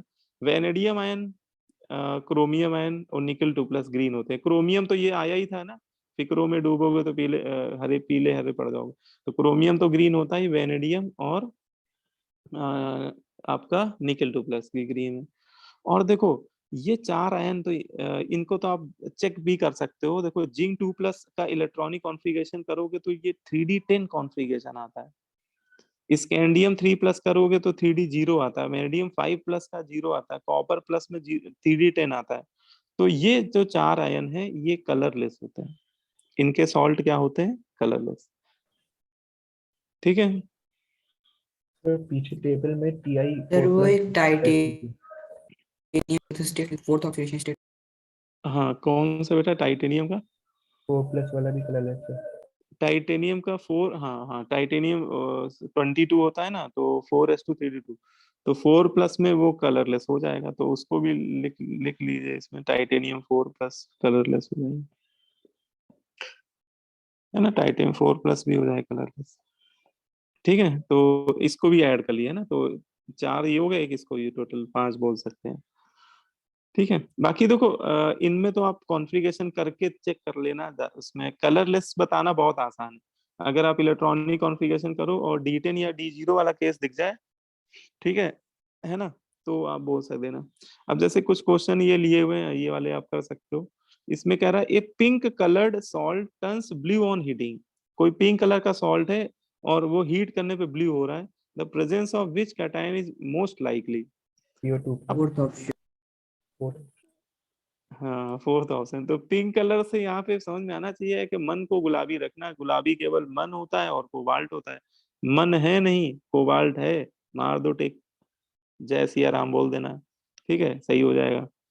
अब देखो आ, वो कह रहा है मतलब कि हीट करने पे ब्लू हो रहा है, वो उसका रीजन भी बता देते हैं। कोबाल्ट 2+ जब हीट करते हैं ना तो ऑक्सीडाइज हो जाते हैं। कोबाल्ट 2+ किस में चले जाते हैं? कोबाल्ट 3+ में चले जाते हैं, और कोबाल्ट 3+ ब्लू होता है। ठीक है, और कोबाल्ट 3+ में क्यों जाता है उसका रीजन थोड़ा सा कॉम्प्लेक्स कंपाउंड से रिलेटेड है, क्योंकि कोबाल्ट 2+ में D7 का कॉन्फ़िगरेशन होता है, और कोबाल्ट 3+ में D6 हो जाता है। और D6 वाले आप याद करो, जब ऑक्टाहेड्रल कॉम्प्लेक्स बनाते हैं तो उसमें जो T2G ऑर्बिटल होता है वो फुली फिल्ड हो जाता है स्ट्रॉन्ग फील्ड लिगेंड की प्रेजेंस में, है ना। तो उनका है ना, उनका जो CFSE वैल्यू होती है बहुत ज्यादा होती है, वो हाईली स्टेबल होता है। D6 D7 से ज्यादा होते हैं। तो खैर उसमें बहुत ज्यादा ज्ञान की बातें ना सुन के आप केवल पते की बात भी समझ लोगे तो क्वेश्चन हो जाएगा। अब देखिए, तो ये वाला बताओ, the transition metal ions responsible for colour in the ruby and emerald are, है ना। रूबी और इमरेल्ड में बताना है कि कौन कौन से आयन होते हैं। रूबी क्या होता है, इमरेल्ड क्या होता है, कुछ पता है आप लोगों को? मतलब ये नाम सुने? स्टोन्स होते हैं सर। हाँ, स्टोन्स होते हैं, ठीक है। रूबी आप लोगों ने देखा है, मतलब रूबी? रेड कलर का। हाँ, रूबी रेड कलर का होता है, गुड। और इमरेल्ड क्या होता है, इमरेल्ड का कलर? ग्रीन। ग्रीन। है ना, इमरेल्ड ग्रीन होता है, बहुत बढ़िया। ठीक है, तो देखो थोड़ा सा आपको लॉजिक पता होना चाहिए। रूबी एक्चुअली ये स्टोन्स होते हैं। रूबी आपने सुना होगा, मूंगा का नाम सुना होगा, है ना, जिसका मंगल ग्रह थोड़ा सा वीक होता है, उसको जो ज्योतिष होते हैं, वो ज्योतिषाचार्य, वो उनको मूंगा पहनने के लिए बोलते हैं, है ना, ऐसा बोला जाता है। ठीक है, तो मूंगा मूंगा रेड कलर का होता है। और इमरेल्ड इमरेल्ड आपका होता है, क्या होता है, ग्रीन। इसको क्या बोलते हैं? हाँ, ग्रीन। इसका हिंदी में क्या नाम होता है पता है? इमरेल्ड को क्या बोलते हैं? इमरेल्ड होता है आपका, मेरे भी दिमाग से मिस हो रहा है, इसको क्या बोलते हैं इमरेल्ड को? हम्म। और सर ये तो पन्ना। हाँ, पन्ना बोलते हैं, पन्ना बोलते हैं। आप लोगों ने देखा होगा कि बहुत बहुत लोग ग्रीन कलर की वो स्टोन पहनते हैं, एक ग्रीन कलर का स्टोन होता है, ग्रीन कलर का स्टोन पन्ना होता है, इमरेल्ड। और रूबी, ये मूंगा या माणिक भी इसको बोलते हैं, माणिक भी बोल दिया था, ये रेड कलर का होता है। तो अब देखो, आप थोड़ा सा आइडिया होना चाहिए, पन्ना ग्रीन कलर, अगर आपने शायद देखा ना हो या कभी गौर ना किया हो, है ना, तो पन्ना ग्रीन कलर का होता है। हो सकता है आपके पेरेंट्स में कोई पेरेंट पहने भी हो पन्ना, है ना, ग्रीन कलर का होता है वो। तो ग्रीन कलर किस आयन में होता है, आप थोड़ा सा गेस लगाओ, इन चारों में ग्रीन कलर किसका होगा? तो फिक्रों में डूबेगा, है ना, तो हरे पीले पड़ जाओगे फिक्रों में। तो क्रोमिक आयन जो है वो क्या होता है, ग्रीन कलर का। ठीक है, तो इसमें ये समझ में आ गया कि इमरेल्ड में तो क्रोमिक आयन हो गया। अब रूबी में कौन सा कलर होगा? तो रूबी काफी डार्क रेड होता है, डार्क रेड। अब कोबाल्ट 3+, इसमें ऑप्शन कॉम्बिनेशन में यही बन रहा है, कोबाल्ट 3+। कोबाल्ट 3+ का पानी के अंदर जो सॉल्यूशन होता है वो कैसा होता है? कोबाल्ट 3+ का पानी के अंदर ब्लू होता है, लेकिन ये जो सॉल्ट होते हैं ये सॉलिड स्टेट में होते हैं। और ये जो कलर हम लोग ऊपर पढ़ के आए हैं, ये कलर जो ऊपर पढ़ के आए हैं, ये एक्वस सॉल्यूशन के कलर है वैसे। तो कुछ केस में आयन के कलर एक्वस मीडियम में अलग होता है और सॉलिड मीडियम में अलग होता है। कोबाल्ट 3+ सॉलिड स्टेट में रेड होता है। ठीक है, तो थोड़ा सा यहाँ पे आपको लॉजिक को समझना है। अगर क्रोमियम वाला भी अगर आपको याद है ना, तो थोड़ा सा क्लिक कर रहा है आंसर, तो आप आंसर 1 दे सकते हो इसमें। ठीक है, ये देख लो भाई, एक क्वेश्चन ये भी है इसमें। इस तरह के सारे क्वेश्चन आप कर सकते हो। The number of coloured species among the following, इसमें कई सारी, उसने ढेर सारी स्पेसीज लिख दी, कह रहा है कलर्ड कौन सी है। तो आप कुछ ना करो, ऑक्सीडेशन नंबर से पहचानो बस। यहाँ पे देखो, सबके डी ब्लॉक एलिमेंट की ऑक्सीडेशन नंबर निकाल लो। तो यहाँ पे ऑक्सीजन -2 पे होगा, सल्फेट बेटा पूरा -2 पे होगा, तो वेनेडियम 4 में होगा। और वेनेडियम 4 में D1 का केस होता है, तो ये तो यार कलर्ड हो गया। यहाँ वेनेडियम निकालोगे 2 में है, और वेनेडियम 2 में D3 का केस होता है ना, तो ये भी हो जाए कलर। कॉपर +1 में, कॉपर+1 में D10 का केस होता है, ये कलरलेस है। MnO2 4 होता है, तो 4 में तो Mn का क्या होता है, 25 होता है ना, 4s2 3d5। तो 2 निकाल दो, तो 4s से 2 निकल गए और 3d से 2 निकल गए, तो D3 का केस हो गया। तो ये तो कलर्ड होगा, ये वाला भी कलर्ड ही होगा। Mn के तो सारे ही कलर्ड होते हैं वैसे। Mn2O3 में 3 आएगा, ये भी कलर्ड है। Fe2O3, इसमें आयरन 3 में है ना। फिक्रो में डूबोगे पीले पड़ जाओगे, तो फिक्रो मतलब ये आपका येलो हो जाएगा, है ना। जिंक आपका, जिंक 2+, हो जिंक टू जाएगा। प्लस D10 है ना, हाँ ये कलरलेस। सिल्वर+1 D10 colourless. तो इसमें कलर्ड हम लोग को कितने मिल गए भाई? पहला मिल गया, दूसरा मिल गया, चौथा मिल गया, पांचवा मिल गया, छठा मिल गया, 6 हो गए इसमें कलर। ठीक है, तो आप इलेक्ट्रॉनिक कॉन्फ़िगरेशन से देख के करिएगा। ये टेबल एनसीईआरटी की है, इससे उन्होंने भी यही बताना चाहा है कि देखो D0 वाले कलरलेस हैं और D1 से लेकर आप देखते चले जाना D9 तक, ये सारे कलर्ड है, कोई ना कोई कलर है। ये कलर अभी ऊपर पढ़े हम लोगों ने। और D10 वाला फिर से क्या हो गया, कलरलेस, है ना। एक क्वेश्चन शायद ये भी मैंने लिया था, ये इसमें आ नहीं पाया था मेरे ख्याल से, ये वाला भी कर लो चाहो तो। Which of the following compound is expected to be coloured, ये आप ही लोग बताओ। अच्छा, इन चारों में कौन सा कलर्ड है? इन चारों में से कलर्ड कौन सा होना चाहिए? CuF2।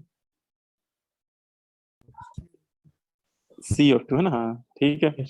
CuF2 में कॉपर 2+ में है ना, तो ये D9 का केस हो जाएगा, तो ये कलर्ड हो जाएगा। बाकी इसमें Cu+1 में है, क्यूप्रस आयन कलरलेस होता है, D10 का केस होता है।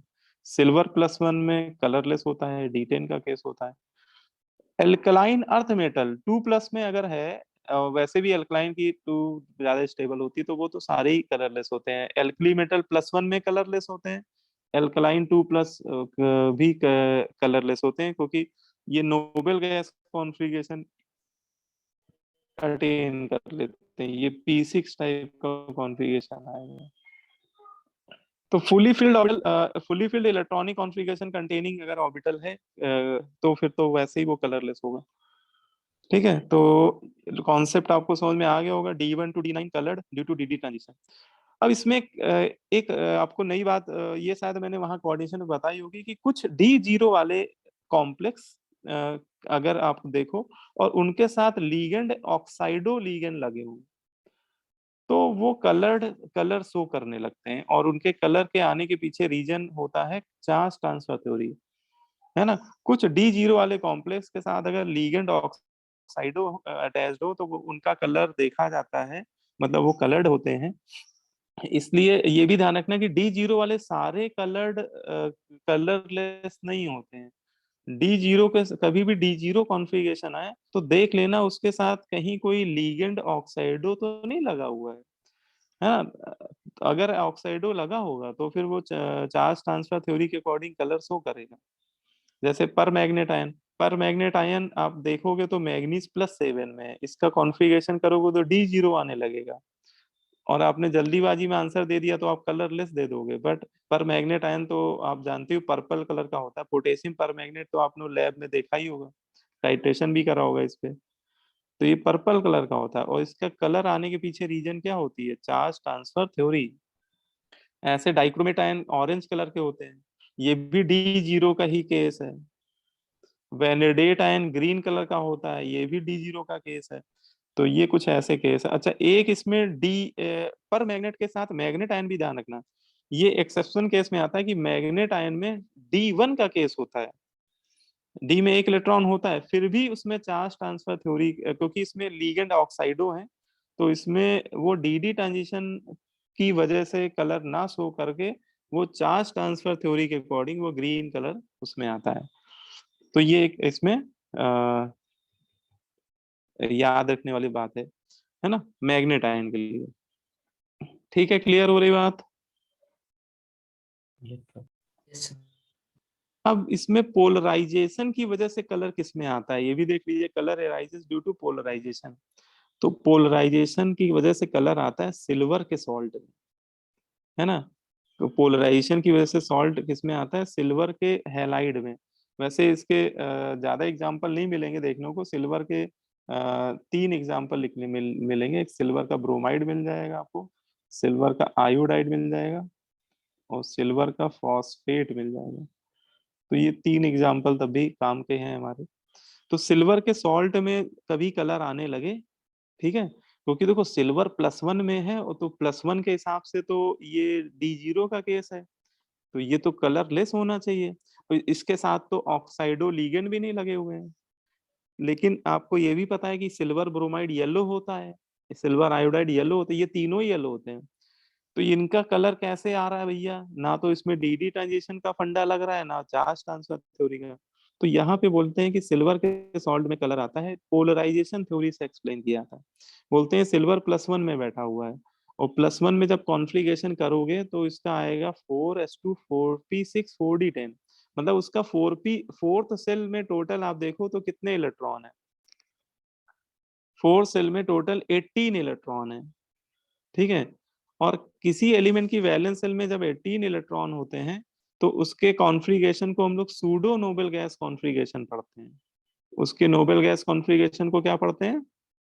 Pseudo noble gas configuration. और बेटा जिनमें सूडो नोबल गैस कॉन्फ़िगरेशन होते हैं उनका जेड इफेक्टिव बहुत ज्यादा लार्ज होता है। ये मतलब ये एक्स्ट्राऑर्डिनरी जेड इफेक्टिव होता है। और इतना ज्यादा जेड इफेक्टिव होने की वजह से सिल्वर आयन का जेड इफेक्टिव ज्यादा होने की वजह से वो क्या करता है, उसके साथ जब कोई बल्कि एनायन आके जुड़ता है, उसके साथ जब कोई बल्कि एनायन आके जुड़ता है, जैसे एग्जांपल में bromide ion, iodide ion, carbonate, phosphate, sulphide, oxide, तो वो क्या करता है कि वो उसके वैलेंस शेल के इलेक्ट्रॉन क्लाउड को अपनी तरफ पोलराइज करने लगता है, अकॉर्डिंग टू फजान रूल, है ना। फजान रूल यही कहता है ना कि बहुत ज्यादा जेड इफेक्टिव बढ़ता है तो इलेक्ट्रोस्टैटिक फोर्स बढ़ते हैं। और जब बहुत ज्यादा पोलराइजेशन होने लगता है तो उन एनायन की वैलेंस शेल का कुछ इलेक्ट्रॉन क्लाउड कैटायन के इलेक्ट्रॉन क्लाउड से क्या कर जाता है, ओवरलैप करने लगता है। और यहाँ पे वो जो ओवरलैपिंग होती है उसकी वजह से वो कलर, मतलब इसके जो इलेक्ट्रॉन है, मतलब क्या होगा कि सिल्वर के इलेक्ट्रॉन जो होंगे वैलेंस शेल के, वो उस एनायन की वैलेंस शेल में ट्रांजिशन शो करने लगेंगे, है ना। इसको मिक्स्ड ट्रांजिशन भी बोला जाता है, मतलब एक कैटायन के इलेक्ट्रॉन क्लाउड एनायन के इलेक्ट्रॉन क्लाउड की वैलेंस शेल के साथ ट्रांजिशन करने लगते हैं, ठीक है। तो इनमें कलर पोलराइजेशन इफेक्ट की वजह से आता है। जैसे सिल्वर ब्रोमाइड पेल येलो होता है, तो कोई पूछे क्यों होता है तो बोल दीजिएगा due to polarisation effect. Silver iodide yellow होता है, ये भी सिल्वर का फॉस्फेट कार्बोनेट में भी यही कहानी है। यहाँ तक कि सिल्वर ऑक्साइड और सिल्वर सल्फाइड ये ब्लैक होते हैं, और इनका कलर भी पोलराइजेशन इफेक्ट की वजह से एराइज होता है। जबकि सबकी ऑक्सीडेशन नंबर +1 है। ऑक्सीडेशन नंबर के हिसाब से तो सारे क्या होने चाहिए, कलरलेस होने चाहिए, है ना। लेकिन सिल्वर का क्लोराइड वाइट होता है, कलरलेस। अब कोई पूछे कि इसमें क्यों नहीं लग रहा पोलराइजेशन इफेक्ट, तो इसका एनायन इतना ज्यादा बल्कि नहीं है ना, क्योंकि ये पोलराइजेशन इफेक्ट बल्कि एनायंस में ही पूरी तरह से एप्लीकेबल है। तो क्लोराइड आयन उतना ज्यादा बल्कि नहीं है, उसमें पोलराइजेशन उतना इफेक्टिवली हो नहीं पा रहा होगा कि जो इलेक्ट्रॉनिक ट्रांजिशंस हो सके, है ना। तो इसलिए सिल्वर आयोडाइड आपका सिल्वर का क्लोराइड कलरलेस है, ठीक है। अब इसके बाद अगली प्रॉपर्टी इलेक्ट्रोड पोटेंशियल। लेकिन अभी टाइम भी हो ही गया है तुम लोग का, अभी 6:30 से क्लास होगी ना आप लोगों की? No sir. आज नहीं है क्या, छुट्टी है? Yes sir. अच्छा, लेकिन मेरी क्लास लगी हुई है, सर तो चलो फिर इतना ही रखो आप लोग, है ना। सर हाँ क्या कह रहे हो बताओ। सर मैं नोट नहीं कर पाया अच्छे से। नोट क्या, नोट्स में भेज दूंगा ना बेटा, नोट करने की जरूरत ही नहीं है। Okay sir. है ना। देखो इसमें देखो नेक्स्ट क्लास में आप ऐसा करेंगे, केमिकल काइनेटिक्स की सीट में डिस्कस करूंगा, ठीक है। आप लोगों का हो तो गया ही है, तो आप लोग यस सर। क्योंकि ज्यादा उसको डिले करना सही नहीं है, नेक्स्ट क्लास में केमिकल काइनेटिक्स की सीट डिस्कस कर देते हैं, ठीक है। चलो फिर बाकी इसमें लगाना चाहो लगा लो, डी ब्लॉक में सेक्शन ए और बी लगा सकते हो, क्वेश्चन अगर करना चाहो आप लोग सीट से, है ना। लेकिन पहले काइनेटिक्स कंप्लीट कर लो आप लोग, काइनेटिक्स अगर नहीं करी है पूरी तो काइनेटिक्स सॉल्व कर लो। और नेक्स्ट वीक की फर्स्ट क्लास में मैं सीट डिस्कस करूंगा काइनेटिक्स की, ठीक है।